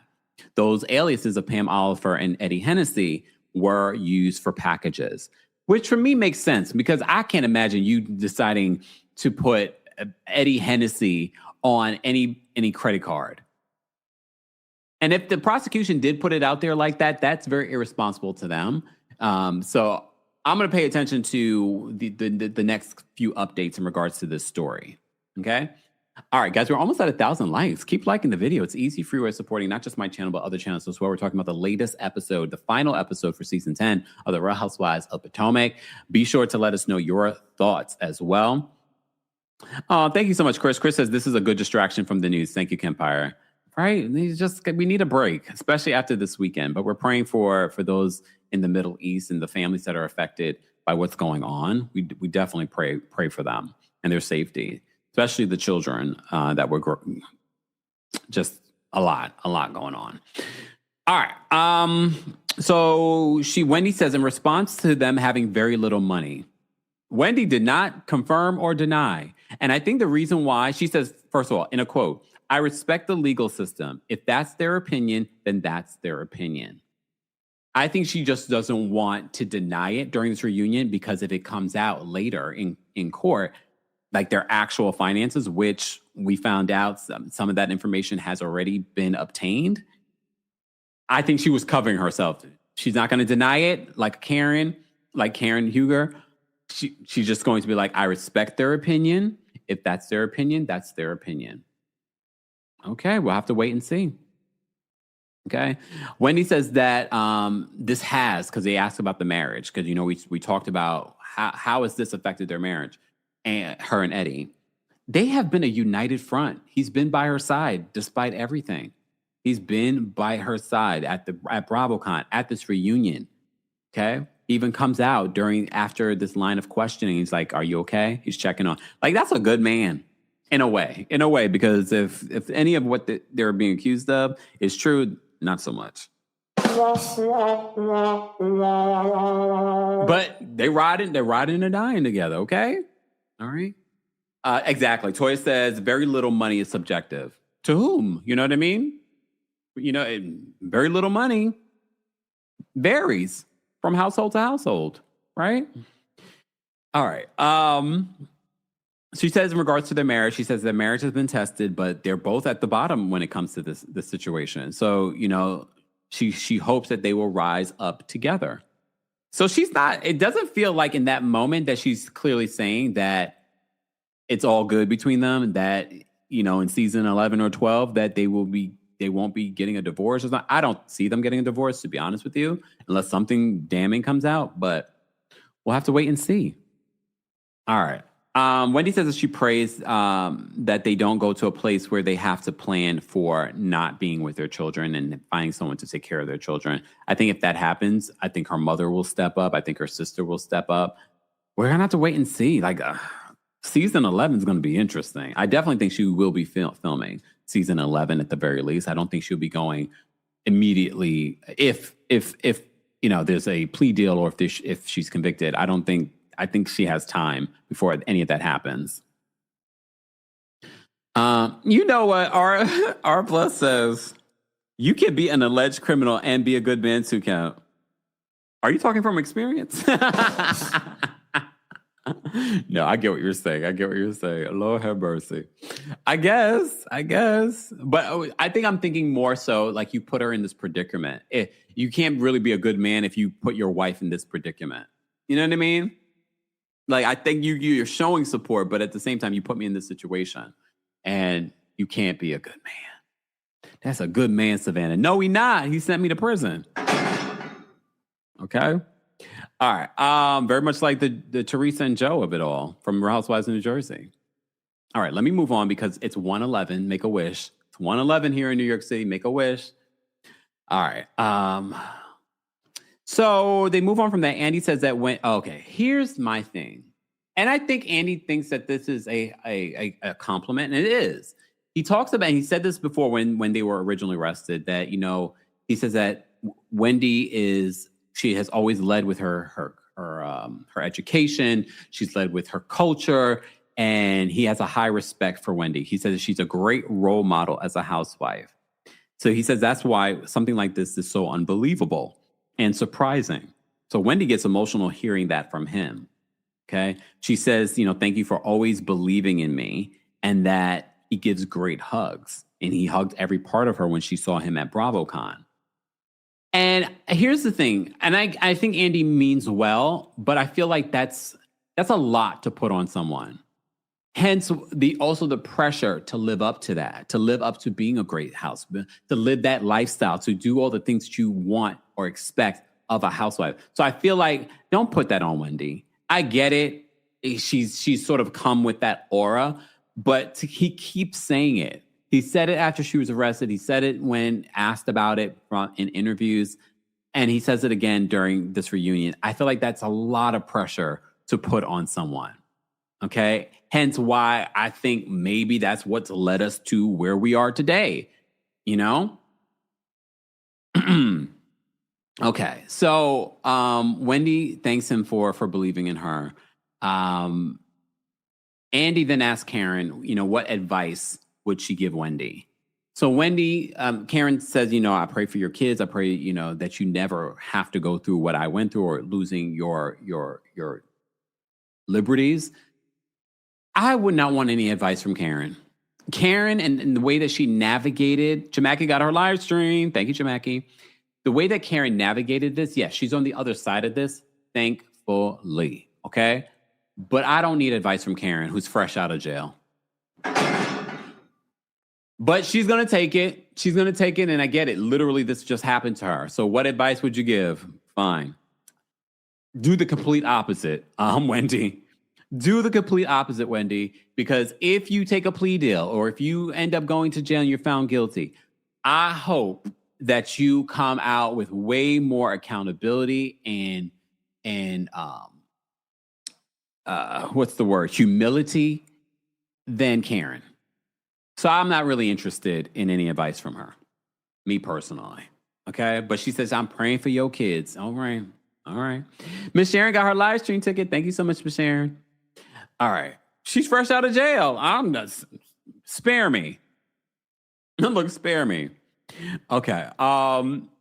As they end this particular segment, we're going to get to the calls. Okay. If you're a member of the channel, I'm going to drop the call-in link for our Royal Court members first. Let me do that now before I forget. Let me do that now. And as I'm doing that, guys, keep liking the video. I will drop the call-in link for the general audience. Let's get to 1,200 likes. We have nearly 2,700 of you here. Shout out to everyone watching on X. Hey, Miss Congeniality. I always mess up your name, but thank you so much for watching on X. The Skin is Skinning. Thank you. I just got my facial Friday. Yes. Hey, Just Jules. Thanks for saving me. You're welcome. All right. Let me drop the call-in link, and then we're going to give you 30 seconds, y'all. So use your 30 seconds wisely and be mindful, because we are trying to get to everyone. So the minute you hear the buzzer, hang up, okay? Or I'm going to hang up on you, okay? All right. So for Royal Court members, we dropped the calling for you. Team Kempire members, we're going to drop the calling for you in just a second. So they end up taking a little bit of break. Karen and Monique leave. I forgot to mention, Monique got emotional talking about Karen. I'm surprised Monique didn't address, or maybe she didn't, they cut it out. Because Monique, during the after show, was talking about how she's got some things that she wants to talk to Karen about, because Karen reached out to her about her microblader. And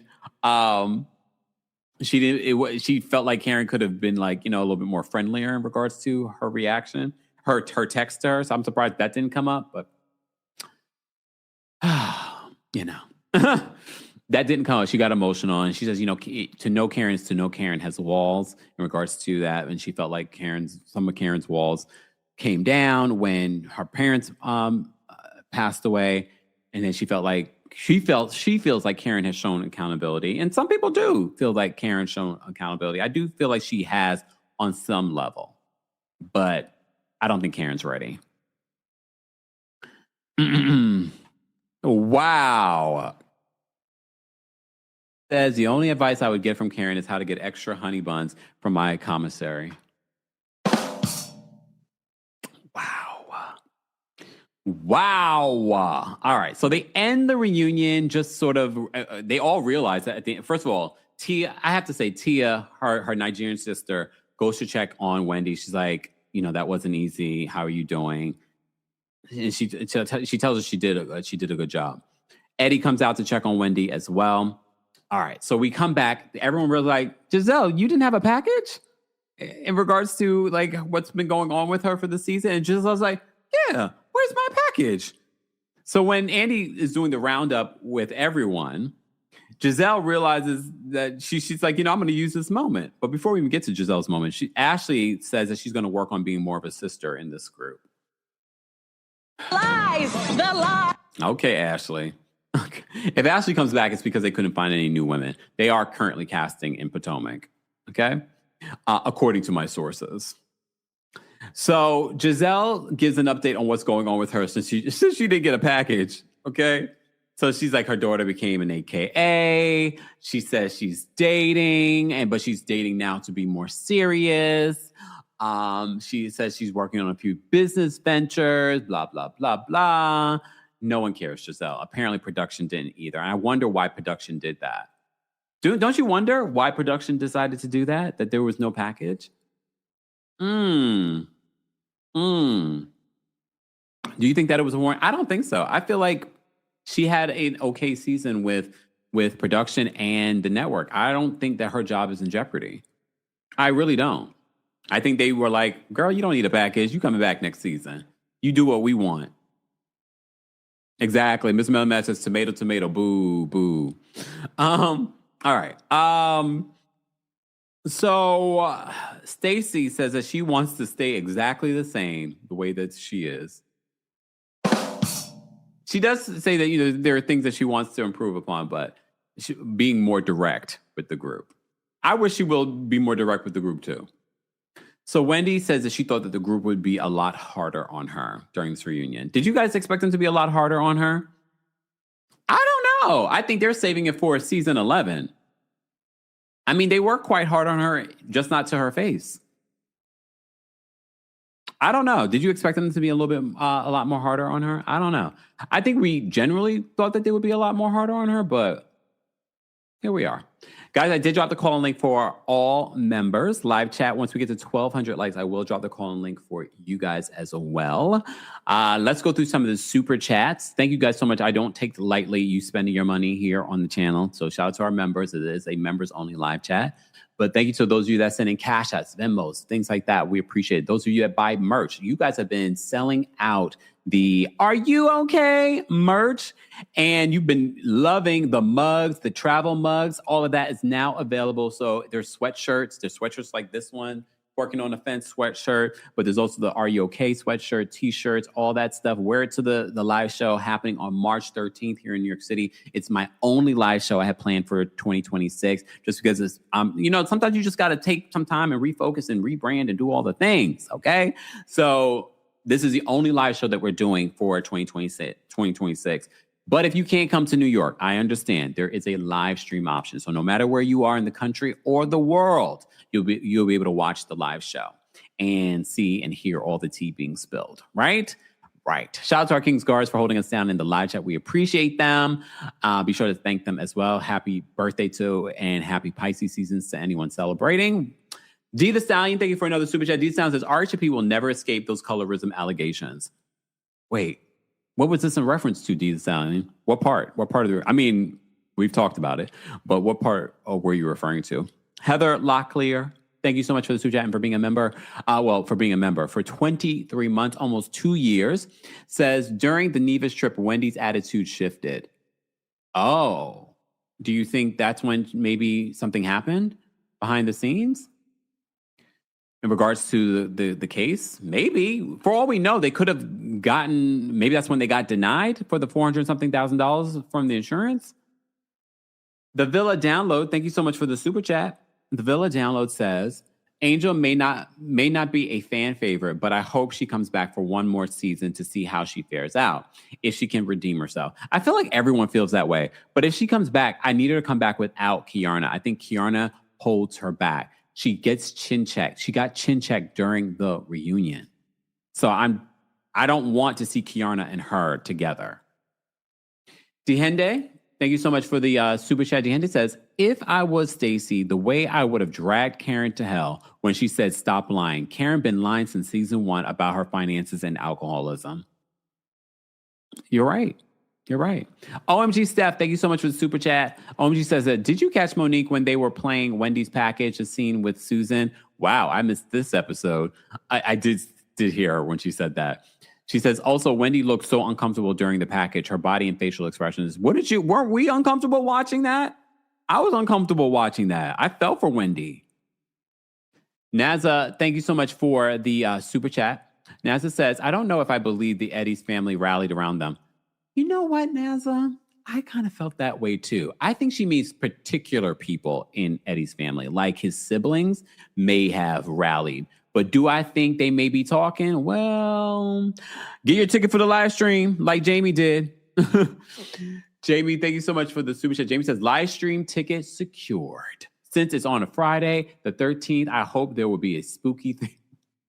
No, there will not be a spooky theme. Because remember, we talked about this during our dating live.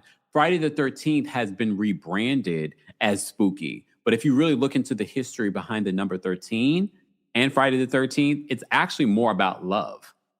We talked about it during our dating live. Remember, for those that were here for the dating live? So we are rebranding Friday the 13th. It's not an unlucky day. It's actually a beautiful day to be open and to love and to be loved. So it's going to be a day of love because this is the last time that I can be villainous. Okay, villain era is over come April.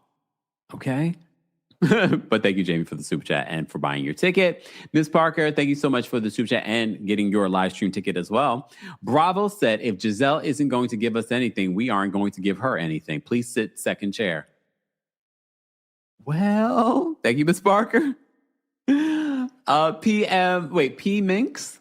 Thank you so much for being a member for the super chat. P Minx says, love you, Kempire. Thank you for the love and beautiful photo. Okay, curls and beautiful smile.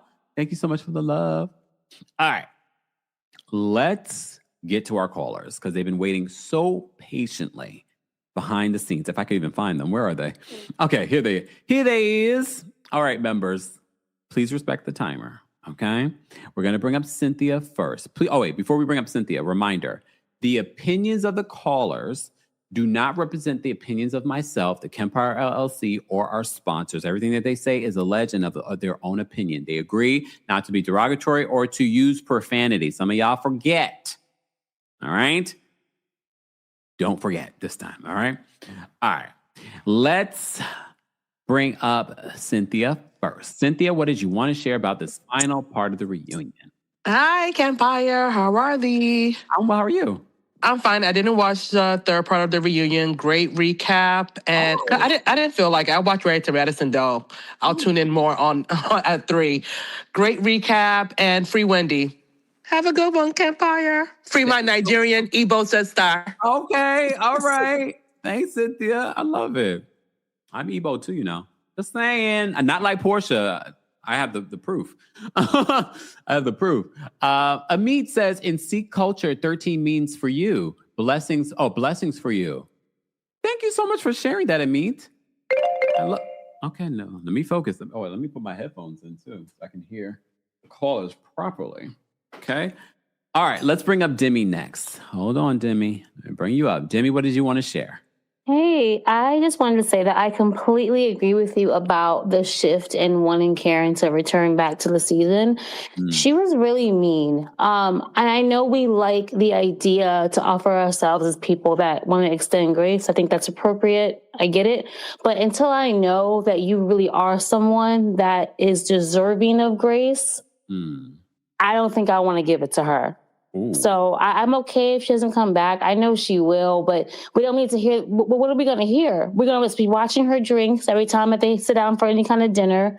There's no story to tell. And I do agree that she might have been on something too. Thank you. Bye-bye. Damn. Thanks, Demi. Really? Y'all, please feel free, replay crew as well, because I didn't even think about that, but all right. All right, Maisha's backstage. We're going to bring Maisha up next. Maisha, oh, hold on, Maisha. I almost dropped you. Maisha, are you there? Hey, Kempire, I'm here. Happy birthday to me and happy honorary birthday to you too. I know you love a good Pisces and we love you too. Go ahead, Vaisha. Happy birthday. Thank you so much. I just wanted to say Karen got on my nerve. She got on my nerve real bad. And once again to the producers, please fire Ashley Darby and her Dean Darby Reed. See you later, Kempire. Oh, thanks, Maisha. Maisha did that. Y'all getting y'all reads in. That was like 10 seconds. I love it. All right, Miss Sharon's backstage. Miss Sharon, what did you want to share? Hey, Kempire, how you doing? I'm well. How are you? I'm doing fine. I don't know if you got my what I sent in to you, but anyway, I just want to go back and say that you don't have to ever worry about Giselle getting fired because Giselle is a production favorite. Giselle knows how production works because she used to work for production on the NAACP Awards. Oh. And to recap on, I also went back and what happened was I looked at her father's documentary, and I can understand why Giselle didn't get that money. He left that money to his wife. Yes, he did change that will. Why? Because he's vindictive. Ooh. He was vindictive to his wife. And Giselle is self-conscious because have you ever seen her mother when she was young? That was a beautiful woman, and she's still beautiful, but she was really beautiful. And Giselle feels like Giselle is very insecure because she doesn't feel like she measures up. And yes, Giselle has a pedigree. Okay. So that's why Giselle hates on these women. Time now, Miss Sharon. Okay, talk to you later. Thanks for sharing. I did see a picture of Giselle's father's wife. Yeah, she is in fact white. Just saying. Look, just saying. V, thank you so much for the super chat. V says, I got my live stream ticket. I can't wait. Happy Monday. Thanks, V. Again, guys, ticket information on the Kempire After Dark, a live show, the end of the villain era. No, we love it. We love it. Okay. Loverboy era loading. Okay. I told you it was loading. I didn't tell you it was here. Okay.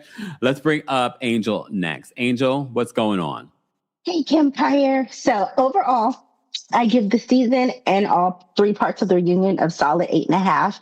I do think Angel was being shady with her comment towards Wendy, and she was showing her true side, like when she made that Forrest Whitaker comment. And I want to see that Angel come back next season without Kay. Please get rid of Kay, Tia, Ashley, and Giselle. I think they were throwing warning shots at you, especially between having the reunion where it was held and you not getting a package. But I mean, you don't offer anything. So all you gave us was the cellulite on your thighs.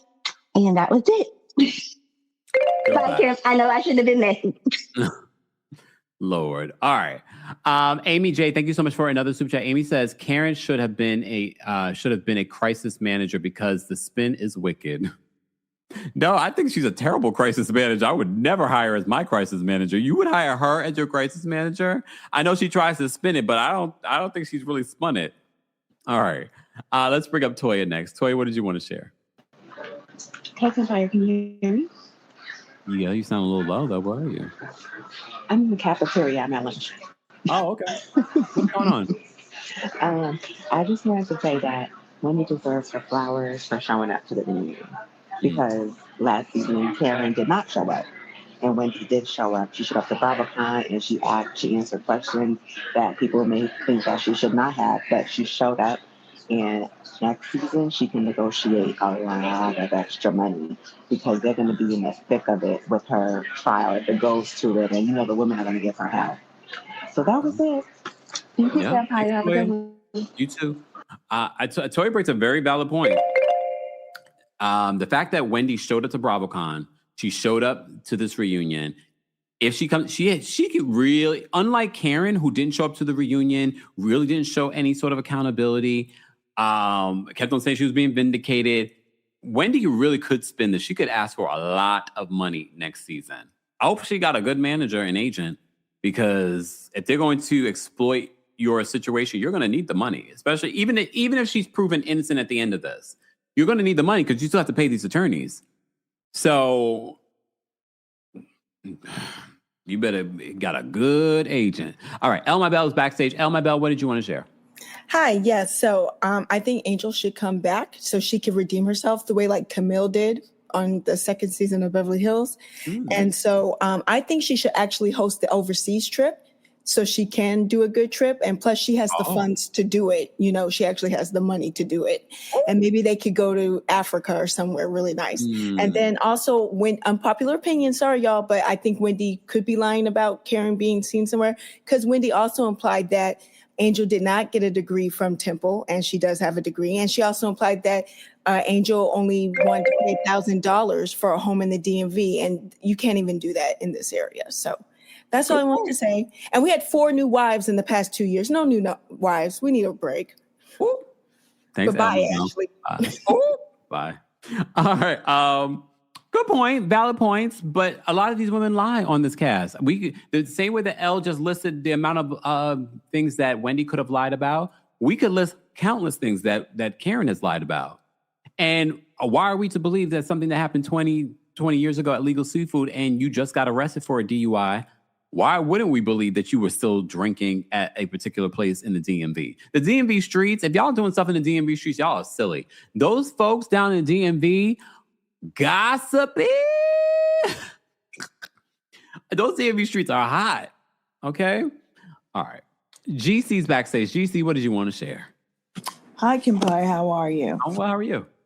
I'm doing well. I just want to say a few things. I knew Karen was lying when she said that when she was in jail, she was leading the group because, like I've told you before, I'm a retired law enforcement officer, and I knew that was a lie. As far as her not being able to say that she has an alcohol problem, that she's an alcoholic, she's not in recovery. She's just trying to cover. That's all she's trying to do and get through. The rest of good day. That's what I wish. Bye. Wait, no, finish your last thought. I wish the best for Wendy, but I think they've set Eddie up to be the person to take the fall. I was getting that vibe too, GC. Yeah, yep, I think so. Especially with that. I don't know where the bills or how the bills are paid or anything. I think it's all a setup so he could take the fall for all of this. And how do we feel about that? Are we okay with that? Someone's got to be out here to take care of those kids. Somebody got to take care of them daggone babies. Just saying. And she's going to be at home filming and working and making the money to take care of everything. Exactly. Eddie is taking the fall for this, but they were in it together. I believe that. Allegedly. Allegedly, yes. Yeah. Allegedly. Thanks, GC. Have a good one. You too. I'm just saying, if you remember the channel, I did drop the call-in link. We do have quite a few members backstage. Live chat, I will drop the call-in link for you, but we need to get to 1,200 likes. 1,200 likes, and I'll drop the call-in link. I mean, we got over almost 3,000 of you watching on multiple platforms. I don't understand why we can't even get to 1,200. We should get to 2,000. But okay. All right, let me bring up Miss Bernice. Miss Bernice, what did you want to share? What up, though, everybody? How you doing? We're great. How are you? I'm fine. If I offended anyone with my comment earlier, I apologize. Thank you, Miss Bernice. But Karen is trying to control the alcoholism when she has no control over it because it's a beast of its own. And she's trying to control the narrative like she's okay, everything's okay. Because I looked at the interview that Andy had with her before the reunion, and she never did say exactly what drew her to drink. She glossed over it. She never came in detail on what triggered. You're going to have triggers that trigger you to drink. She never went through any of that. So you try to control the narrative when you can't. Because you have it in your mind, you don't have a problem. And the way she was sitting up there on the stage, like she the it, trying to, she the queen, and these is her subjects going at Wendy, you just showing your true colors. That's why I said what I said. But other than that, love you. Thanks, Miss Bernice. Have a great day. Okay. You too. Bye-bye. Bye. I will say this, because if I recall the interview that Karen did, she did say that some of what triggered the alcohol and the pill usage was stemming all the way back to her SA situation, her parents' situation, the pressures of being on this reality show. She didn't say that again during their interview, but she did say that in court docs. Just saying. All right. April Aries is backstage. We're going to bring April Aries up next. April Aries, what did you want to share? Hi, good afternoon, Kempire. So I feel like Karen was doing too much, just too much in general, just thinking that she was better than everyone when she came on the stage, because I feel like, the first step of admitting that you have a problem is by calling a thing, and she's refusing to do that. So hopefully she will do that. And my issue with Monique is, if you know this man is petty, then why would you even discuss it? Like, sure, okay, men will do things outside of that, but it's like, why would you show us something if we can't hear it? And we know kids tend to repeat things that they hear, not to say that it wasn't true, but it's like, you guys are cease and desist because of you running your mouth, and you knew what would happen. Have a good day, Kempire. You too. Yeah. All right. Let me say thank you. Millie, thank you so much for the super chat. Millie says, treated myself with tickets to the show, praying the world calms down. Also, Wendy can really turn these lemons into lemonade money. Right? Well, Millie, everyone in the chat is praying that you're able to make it safely here to the live show on March 13th. So, but we appreciate you. We appreciate the effort, because I could understand you not wanting to. I can understand that. Naza, thank you so much for another super chat. Naza says, you know what? After saying that, maybe Eddie is taking the fall, and maybe that's why he wasn't seated or brought out during the reunion. Oh, I'm glad he wasn't brought out. I think she handled herself very well, all on her own. All right, let's bring up Keith. Keith, what did you want to share? Hey, Kempire. Hey. So I just wanted to say, I think Karen has a superiority complex, and it really borderline narcissism, in my opinion. I know we like to throw that word around, but there's definitely something mentally up there with Karen that I think she needs to get assessed, because attention is definitely a drug. And I don't think not one psychologist have that many credentials to be able to assist Karen. So I think she's best for her to probably be off this show to get the help that she really desperately needs. But also, Angel is a follower, and I feel like the reunion is definitely her second chance. And she flopped this reunion too, because just like I said last time, she got sunned by Kiana. Like, I don't know what is her point. Like, a second season isn't going to help it. But that's about it. Thanks, Keith. I feel the same way too. All right, guys, we're almost at 1,200 likes. I'm going to drop the call link in once we get to 1,200 likes in the general audience. It is a members-only live chat, but if you're watching this, because we have quite a few people that aren't members watching, you will be able to call in and share your thoughts. Let me bring up Judgy Justice, who's backstage. Judgy Justice, what did you want to share? Yeah, I just wanted to share that I really like this episode of the reunion. I felt like it was a better part. I felt like there was a lot more conversation going back and forth, and without Andy's interruption. So I did like that a little bit. It seemed like it was a little more genuine and responsive. I just didn't like how Karen came out, guns a-blazing at Wendy. It made no sense to me. I get because maybe she thinks everybody who's going to go to jail is her friend, or somebody she should speak highly above. It's very in poor taste, and I think it didn't help her coming back into the group. Yeah. And I just, it's turning me off for season 11. I'm just not really interested in seeing the gimmicks again next year. So thank you. Bye. Thanks, Judge Justice. Yeah, I thought I might feel a little differently from Karen after the reunion. I mean, I definitely didn't after the sit down that she did for the season finale. But I was like, you know what? That was a week after she had gotten out. It's been a couple of months since the reunion. I mean, since they filmed the reunion. I'm like, but okay. And especially after she did her interview on Sherry Shepherd's show. I was definitely not getting any accountability. She basically said, don't ask me no more questions about alcoholism or my jail sentence after this reunion. We got to be done with it. That's basically what she said on Sherry. After this, she's like, I'm done with it. Don't be asking me no more questions. Okay.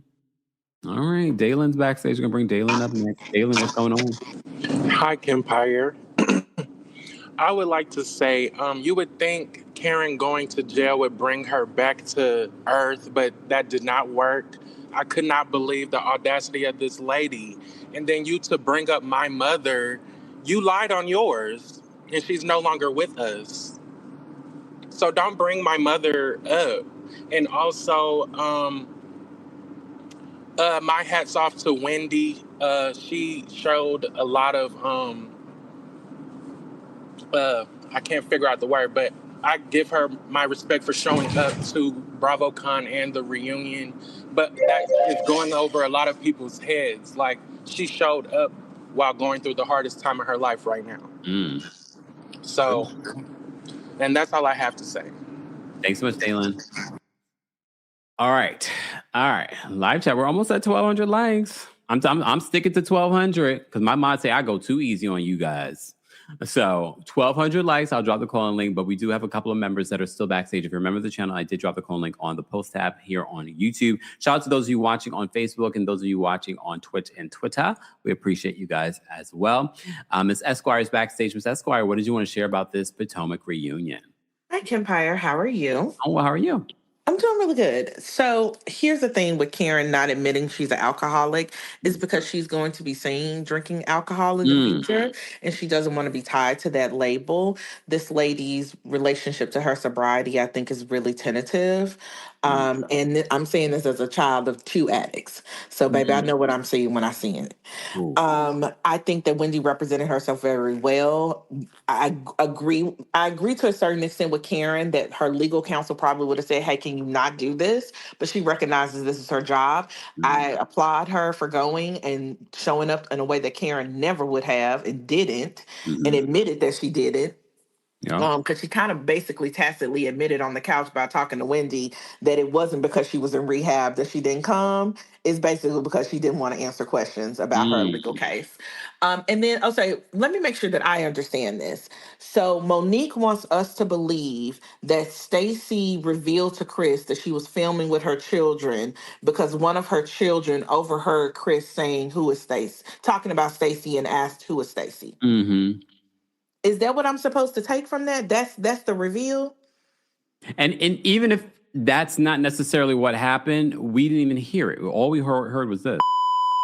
Well, but I'm saying even if I take Ashley's word at it, which I would never take Ashley's word for anything. But even if I take her word for it, you're telling me, Candace, I'm supposed to believe that this woman revealed to your husband that you were filming with your children during this television show in a way that jeopardizes your custody case because one of your children heard him talking about someone named Stacy and asked, "Who is Stacy?" These receipts are never receipting against Stacy, and that's the problem. There are lies you can catch Stacy in, but listen, they just never can catch our girl. They can just never catch her. So that's it. I'm happy for her. Thank you. I'm happy for her. Ms. Esquire, I know you said you agreed with Karen in regards to Wendy saying too much. After seeing the thing, I don't think she said too much. I agree with Karen. I'm sorry, I didn't mean to interrupt. No. Go ahead. What you going to say? I don't think she said too much. I agree with Karen that probably the best response would have been, that's a legal matter. I can't answer it, or to just not show up. That's the most conservative approach you could have taken to protect you in your legal case. But I think the way that Wendy showed up is, if you are going to show up and talk about your legal case, keep it to what is publicly known, keep it very brief, and make yourself look sympathetic.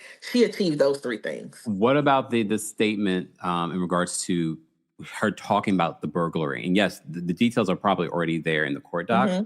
But then when she talked about the whole Cameron going upstairs and saying, like, for me, it opened up more questions. I don't think so. Okay. I mean, as long as it's consistent with what she's told the police, as long as it's consistent with her prior statements. So in court, if they go to trial, she's going to be cross-examined. And what you don't want to have is inconsistent prior statements, because that is admissible hearsay in court. Yeah. Now, we're in legal school, y'all. Sorry. No, I love it. But your prior statements, to the extent that they are inconsistent with what you said to police, they can be used against you in court. There are exceptions to the hearsay rule for that. So I hope that they're not inconsistent with what she said, because even if they're quote unquote innocently inconsistent, let's say she told the police that Eddie went upstairs and he first saw that there was a break-in, but now you're saying it was your daughter. again, that inconsistency makes you not credible when it comes to the facts and the court believing what you say about what happened as opposed to what the prosecution is trying to say. So you don't want to have any inconsistent prior testimony or statement. And they wouldn't ask for Cameron, a minor, to testify, right? Well, no, you can always have minors testify in criminal cases in cameras, is what they said. So basically, you wouldn't have anyone there. There wouldn't be any media allowed. You would never show the child's face. So, but I would think that if you have her prior inconsistent statement, like if you have what she says in the police report, and now you have this recording of the reunion, you can impeach her on the stand with that in cross-examination without ever having to bring her child into it. Okay. Yeah. And we love it when Miss Esquire calls in. Thank you. Bye. Bye. All right. If you're a member of the channel, I've already dropped the call link on the post tab, but live chat, I just dropped the call link for you guys as well, for those that want to call in and share their thoughts on the final part of the reunion. But I'm definitely getting off of here by 2 p.m. because we have a live recap of Married to Medicine at 3 p.m. I watched it last night, but I was sort of like in and out of watching it. Did you guys like it? Okay. We'll talk about it. We'll talk about it at 3 p.m. Eastern. All right. Let me bring up Brandy from California. Brandy, what's going on? Hey, Kempire. How are you? Well, how are you? Good. I just wanted to say it was two things that was really distracting me this reunion. One was, I don't know if Karen was like sucking on a lemon or what, but all that mouth movement and all that with her lips was like really distracting. And then the way that Angel was tucked all up under Kiana on that couch is like, girl, scoot over. Like, what is the deal with them? Like, I don't get it. I don't understand. Bobby, come get your wife, please. Like, you so mad at everybody for how they treat her. Huh? Go ahead. No, I'm saying he hates how everybody treats her, but like, I don't know. Get her to, I don't know. I don't know. That's all I had to say. Thanks, Brandy. Take care. Yeah, leave Bobby alone. Leave Bobby alone. DV's backstage. DV, what did you want to share about this reunion? Hi, Kempire. Can you hear me? Yes. Can you hear me? Yes. First, great. I want to say I don't have a favorite. They all get on my nerves at some point. But I find it interesting how Angel, I'm a Pisces, so I get it. I would never do reality TV, and Angel should have thought about that too. But has she been, if she looked like Wendy or Stacy, would we be crying colorists that they were being colorist towards her? The behavior was just mean girl. But has she been brown skinned? I'm sorry? I think we all agreed with that during the season in regards to how they were treating her. By the time we got to the Colorado trip, I think we all were like, okay, let it go with Angel. Right, and I get why Wendy didn't speak up for her, because Angel did kind of unnecessarily attack Wendy. And Wendy's my least favorite on the cast. I always feel like she just doesn't belong with that group, and they mistreat her as well. But I think they just did the same thing to Angel, and nobody's saying anything because Angel is light-skinned. I don't like that production took a nice black couple and made them look so bad. If the cameraman was with the chef, production had the location of that site. So why weren't they there? That's just my question, and that was just my thought process. But this was a crappy season all the way around. I don't know how they fixed Potomac. I just don't. It's done. But thank you, Kempire. And I'm buying my ticket to the show. I'll be live streaming here in Atlanta. So thank you so much, TV. We appreciate you. Take care. Bye. Shout out to Atlanta. All right, Kiki's backstage. Kiki, what did you want to share? Hi, Kempire. Thank God I'm not in a meeting, so like, let me quickly do this. Wait, say it. Sorry, can you hear me? Oh, you have a meeting? Yeah, I can hear you. Yeah, like I'm at work, so I'm like, thank God I get to call during this time. So yeah, and I don't have a meeting, so yeah, perfect. Okay. But I'm really praying for Wendy. You know, my heart goes out to her. I really hope and pray she comes out on top.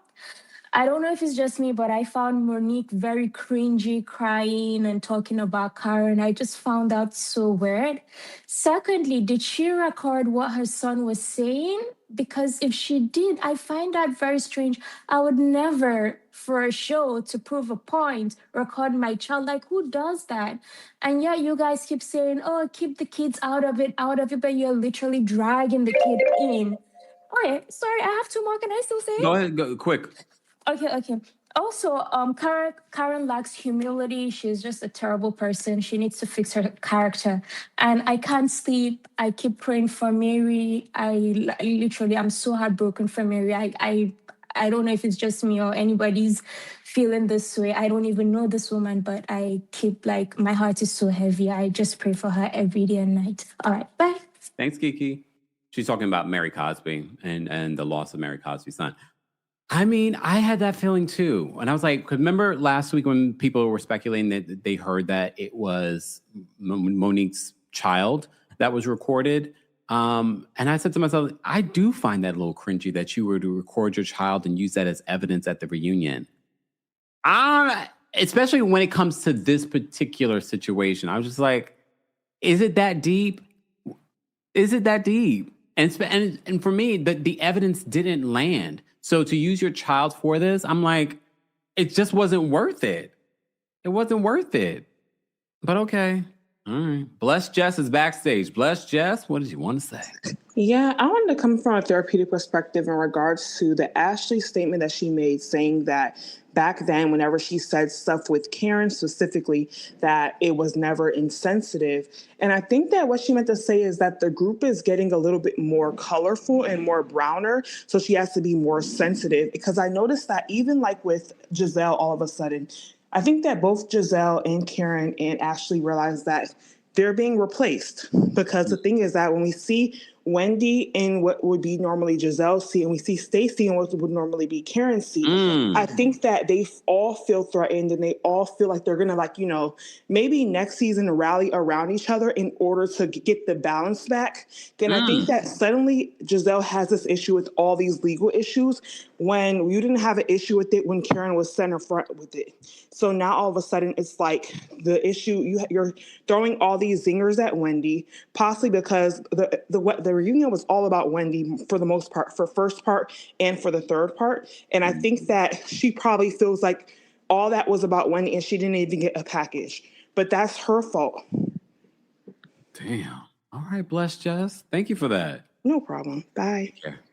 Wow. This is why I love when you guys call in, but let me move quickly because I got to get out of here. All right. We've got Rue backstage. Rue, I'm going to hide you because you got your kid. What's going on, Rue? Hi, Kempire. So I just wanted to say a few things. Firstly, I feel like Karen has no backbone or no standpoint.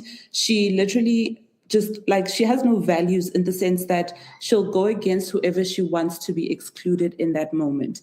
So in the situation right now with Wendy versus Ashley and the evidence that they brought forth, she didn't have an issue with what Ashley said because Ashley's in the in circle and she wants everyone to turn against Wendy. And then secondly, the other thing I wanted to say is that I think Monique brought her child's recording only because she's so gassed up by being the binder lady that she's willing to keep pushing that narrative and being that girl. So those are the things I wanted to highlight. But then also, I'm just really annoyed by how arrogant Karen is and also by everyone just sucking up to Karen and acting like. Thank you, Kempire. Where are you calling from? Johannesburg. I thought so. I can't wait to come to visit. Thanks, Rue. You too. Thanks. Bye. Love it. Love it. Love it. Love it. All right. Jason's backstage. Jason, what did you want to share? Jason, you're muted. Jason. Hello? Can you hear me? Where are you calling from? Hi. Jason, I think there's a delay. You don't pay attention to the turn me off in the background and come here. Jason's backstage. Jason, what did you want to share? Hello, can you hear me? I can hear you. Go ahead. Oh, okay. I can't hear you, but I'll just say my part is about Karen and Wendy. When Karen came out there and how she kind of attacked Wendy with the shut up Wendy, and Giselle and Andy had Wendy's back in that moment. I thought that was pretty interesting. Wendy didn't have to say a word and everyone kind of looked at Karen like, what are you doing? So I thought that stood out a little bit. It also kind of made me think that Giselle and Wendy relationship is a little bit more genuine than I actually thought before. And then I thought it was funny how Karen kind of spun that shut up to mean legally, as in like a protection. I was like, that was hilarious. 5 minutes later, you decided to say, oh, I meant in a good way, to help you out. That was funny to me.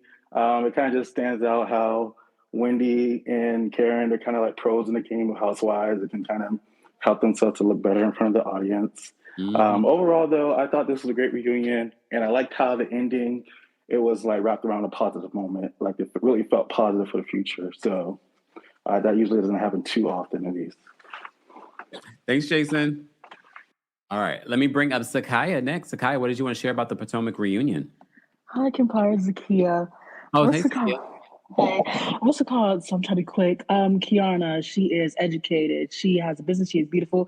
We only saw a billboard and her having to be escorted out every time the kids came. She got to go. Okay. And then Angel is just keep on flip flopping with Wendy. We want to see you stand by yourself. The professor versus the concubine and the people's professor got it down. Okay. She came prepared with the lawyers. And that's what I love the most about Wendy is that she is educated. She's thoughtful whenever she has her responses. Sometimes she gets a little, I don't know, off track. I think that was it. Oh, and Stacey, of course, Stacey got it. Monique, think about what you're saying. Stop, okay? Thank you so much, Kempire. Have a good day. You too, Sakaya. Love the name. Annie's backstage. Annie, what did you want to share about the Potomac reunion? Hey, Kempire. Hey. So I'm not a big fan of Karen's, but I will say this. She is on probation for 5 years. If she is caught drinking, because they test her, she has to go to her probation officer and they have to test her. If she's caught, she'll be going back in front of the judge and she will have to serve the rest of her time. So she should not be drinking. I hope that she gets help because that is a disease. Mm-hmm. And I hope and pray Wendy, sees a better outcome than what it looks like. Thanks. Thanks, Annie. Question, attorneys in the chat. Is she not allowed to drink? I'm not saying that she should. Is she not allowed to drink when you're on probation? I know she's not allowed to drink and drive, but is she not allowed to drink at all? Just asking. I don't know. I need clarification on that. Makai's backstage. We'll bring Makai up next. Makai, what's going on? Hey, Kempire. Hey. So, okay, let me hurry up and get my thoughts out. So, this was the Stacey and Wendy reunion. No ifs, ands, or buts about it. They ran it. This was their show. Yep. Giselle not having a package is very telling. I mean, it's Giselle. Like, they know that she's going to be the production pen, just bring the mess. And that's what they expect from out of her. Uh-oh, we lost your mic. What's going on, Makai? Did someone try to call you, Makai? Uh-oh. I got interrupted. Makai, call back in. Call back in. I'll bring you back up. All right, Alessia, I'm going to bring you up. Hold on. Ooh. Let me bring up Alessia. Alessia, what's going on? Hey, Kempire, how are you? I'm well. How are you? I'm fine, thank you. Look, Angel, so disappointed. Look, I don't know what's going on with Angel, like clinging over Kiana. I don't know, like they give me that feeling like Kyle and what's her name, and Morgan, or Kyle and Teddy. I don't know if there's some scissoring like going on. I don't know, but it's so weird. I mean, like I don't know why she was clinging so much on Kiana and Karen. Like Karen was so unlikable. She was like, Stacey, did you say the truth this season? And I was like, did you, Karen? Because like so far, all you said is way far away from the truth. And like, I hope for Angel that she will have a redemption season next season. I hope she will just like get rid of Kiana because she's not a friend. She's not a good friend. That's it. Bye, Kempire. Bye. Thanks, take care. All right. Miss Esquire says only if it's a specific condition of her probation. And I don't remember the details of her probation. And yeah, she's not allowed to drive for like the next year. And then, but she's on probation for 5 years. So I don't know. I guess we'll have to wait and see. We'll have to wait and see what the conditions of her probation are. All right, let me try Makai again. Makai, are you there? Makai, you're muted. Makai. Oh, I still can't hear you, Makai. Makai, you might need to drop out and call back in if you can hear me. Drop out and call back in. I'll bring you back up. Let's bring up Daniela next. Daniela, what's going on? Hello? Can you hear me? Daniela, Hello? I can hear you. I can't hear you. Just go. Can you hear me? Go. Yep. I can't hear you. Just go. Oh, okay. This is my first time calling in, so I have two things to say about last episode when they were saying that the new girls are too sensitive. When Candace was on the show, they all used to get on Candace saying she's too harsh and she goes too hard. But now Ashley is saying that that's what people are saying about her, and this cast is too sensitive. And what I want to say about this episode is I feel like ATL didn't have a hierarchy, and none of the girls were scared of each other. And I feel like Potomac tread lightly around each other, because if this was ATL and someone came in with Karen's attitude after getting out of jail for a DUI, they would have went in on her and told them about themselves. But the Potomac girls last night just let Karen behave the way she did. They didn't humble her at all. So I feel like Potomac had more of a hierarchy than ATL did with the original girls. They're all kind of scared of each other in a kind of way to really let each other have it. Okay. Thanks, Daniela. All right, you'll hear the playback, but good. All right. Let me bring up Scarlett J next. Hold on, Scarlett. Scarlett, what's going on? Uh-oh, Scarlett, you froze. You were fine before, now you froze. Scarlett, you got T-Mobile. Scarlett, do me a favor, drop out and call back in. All right, let me bring up Makai again. Makai, are you there? Yes, okay, I'm finally back. I'm sorry. It's okay, it's StreamYard. Yes, so what I was saying was, yes, Wendy and Stacey, this is their reunion, they ran that. When it comes to Lizelle, come with something more than lies next season, and maybe you can get a package. And as far as Karen, I already knew that she was never going to be fully rehabilitated when she came back on the same energy. And like you said, Stacey is the new Grand Dame, because Karen is not portraying her actions to be of any grandness. She's not coming back being accountable. She couldn't even admit that she's an alcoholic. So yeah, Karen, I think it's time for you to sit this out. I know you're going to be back next season, but I don't want them to center around you or Giselle next season. I need for them to center around Wendy and Stacey. And that's all. All right. Thanks, Makai. All right. Let's bring up Danielle. Are you there? Oh, wait, Danielle, did you go already? I can't even hear you. All right. Let me bring up A.O. Kennedy. A.O. Kennedy, are you there? Hey, Kempire, can you hear me? Yes. Perfect. I don't know. I found this reunion to not live up to the hype that the previews were kind of showcasing. I feel like it was the same amount of hype that some people gave to Monique's dress, and then that came out to be a flop. I think it was the same way with the reunion. I think it's a lot of the same recycled arguments, and there's no real reconciliation or resolution towards anything.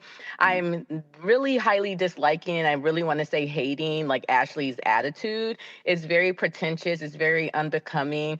Who was it? Stacey took a dig at hers with the whole congressman thing, and then Ashley's comeback is to call her a stupid hoe. And I was just like, wait, Ashley, why does it have to come to that when you don't attack anybody else on the stage in that same manner? It's just very aggressive, very nasty, and they really need to do something with Potomac to shake it up.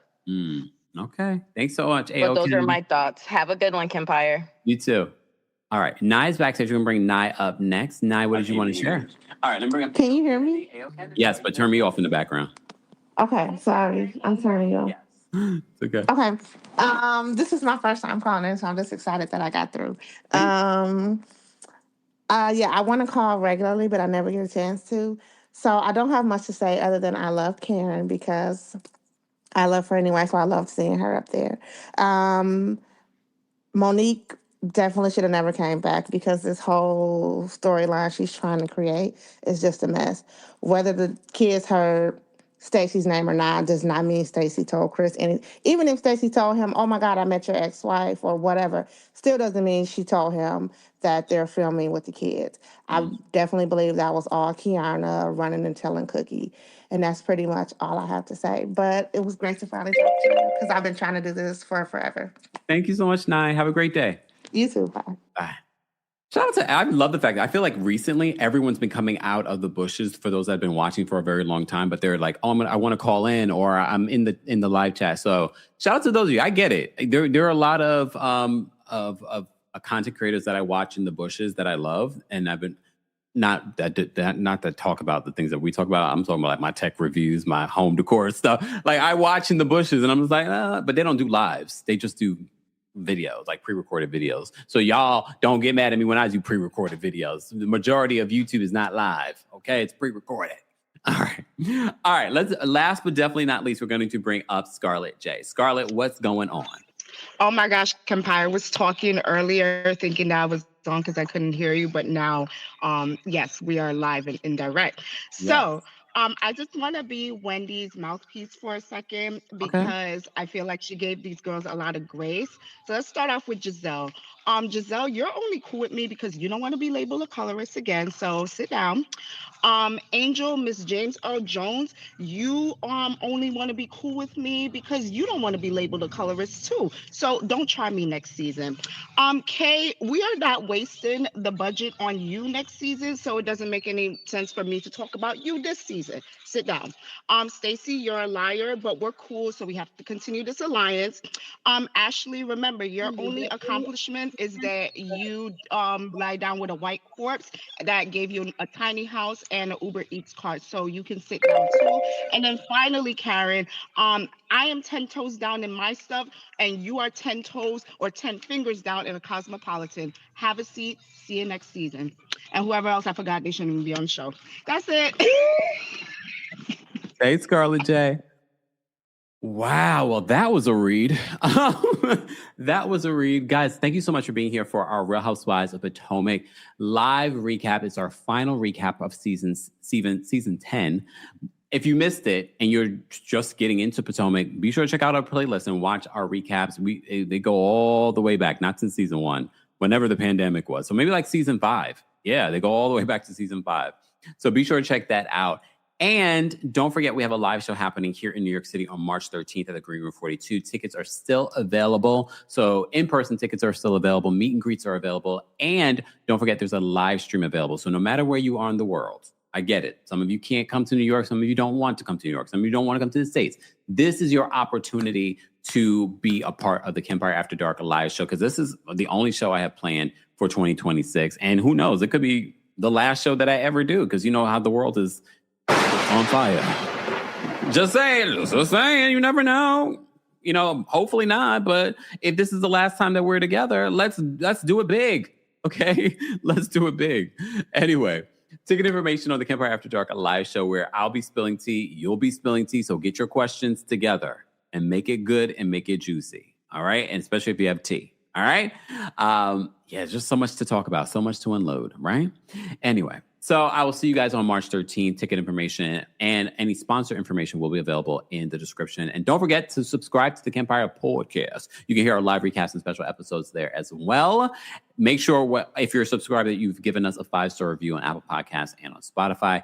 Thank you to our King's Guards. Thank you to our channel members. Thank you to our subscribers. And those of you watching in the bushes, all right? Get subscribed because you're missing out on a lot of content here on YouTube and Facebook. Follow us on Facebook, facebook.com/TheKempire. Make sure you're following us there as well. Shout out to Melissa who's watching us there as well. There is no live chat for the live stream option, unfortunately. At least not the last couple of times that we've done it. So I don't know if they're going to change that. But then with a live chat, then you got to do moderation and things like that. People could be all kinds of problematic and attacking each other in the chat. Then we're going to need moderators for that. So enjoy the live stream, okay? Enjoy the live stream, okay? Ticket information, again, will be available in the description. I'll see you guys at 3 p.m. Eastern, maybe a little bit after, because I have to watch the episode of Married to Medicine, so stay tuned for that. Thank you to the 1,320 of you that have already liked the video. We appreciate you. And if you're part of the replay crew, be sure to let us know how you would rate the reunion, how you'd rate season 10, and how you'd rate part 3 of the Real Housewives of Potomac reunion as well. All right, I'll see you all in the next one. Have a great rest of your day. Bye, y'all. Thanks for tuning in to Kempire here on the Kempire Radio Network. Don't forget to give us 5 stars on Apple Podcasts and on Spotify. For more information on the podcast, head on over to KempireRadio.com.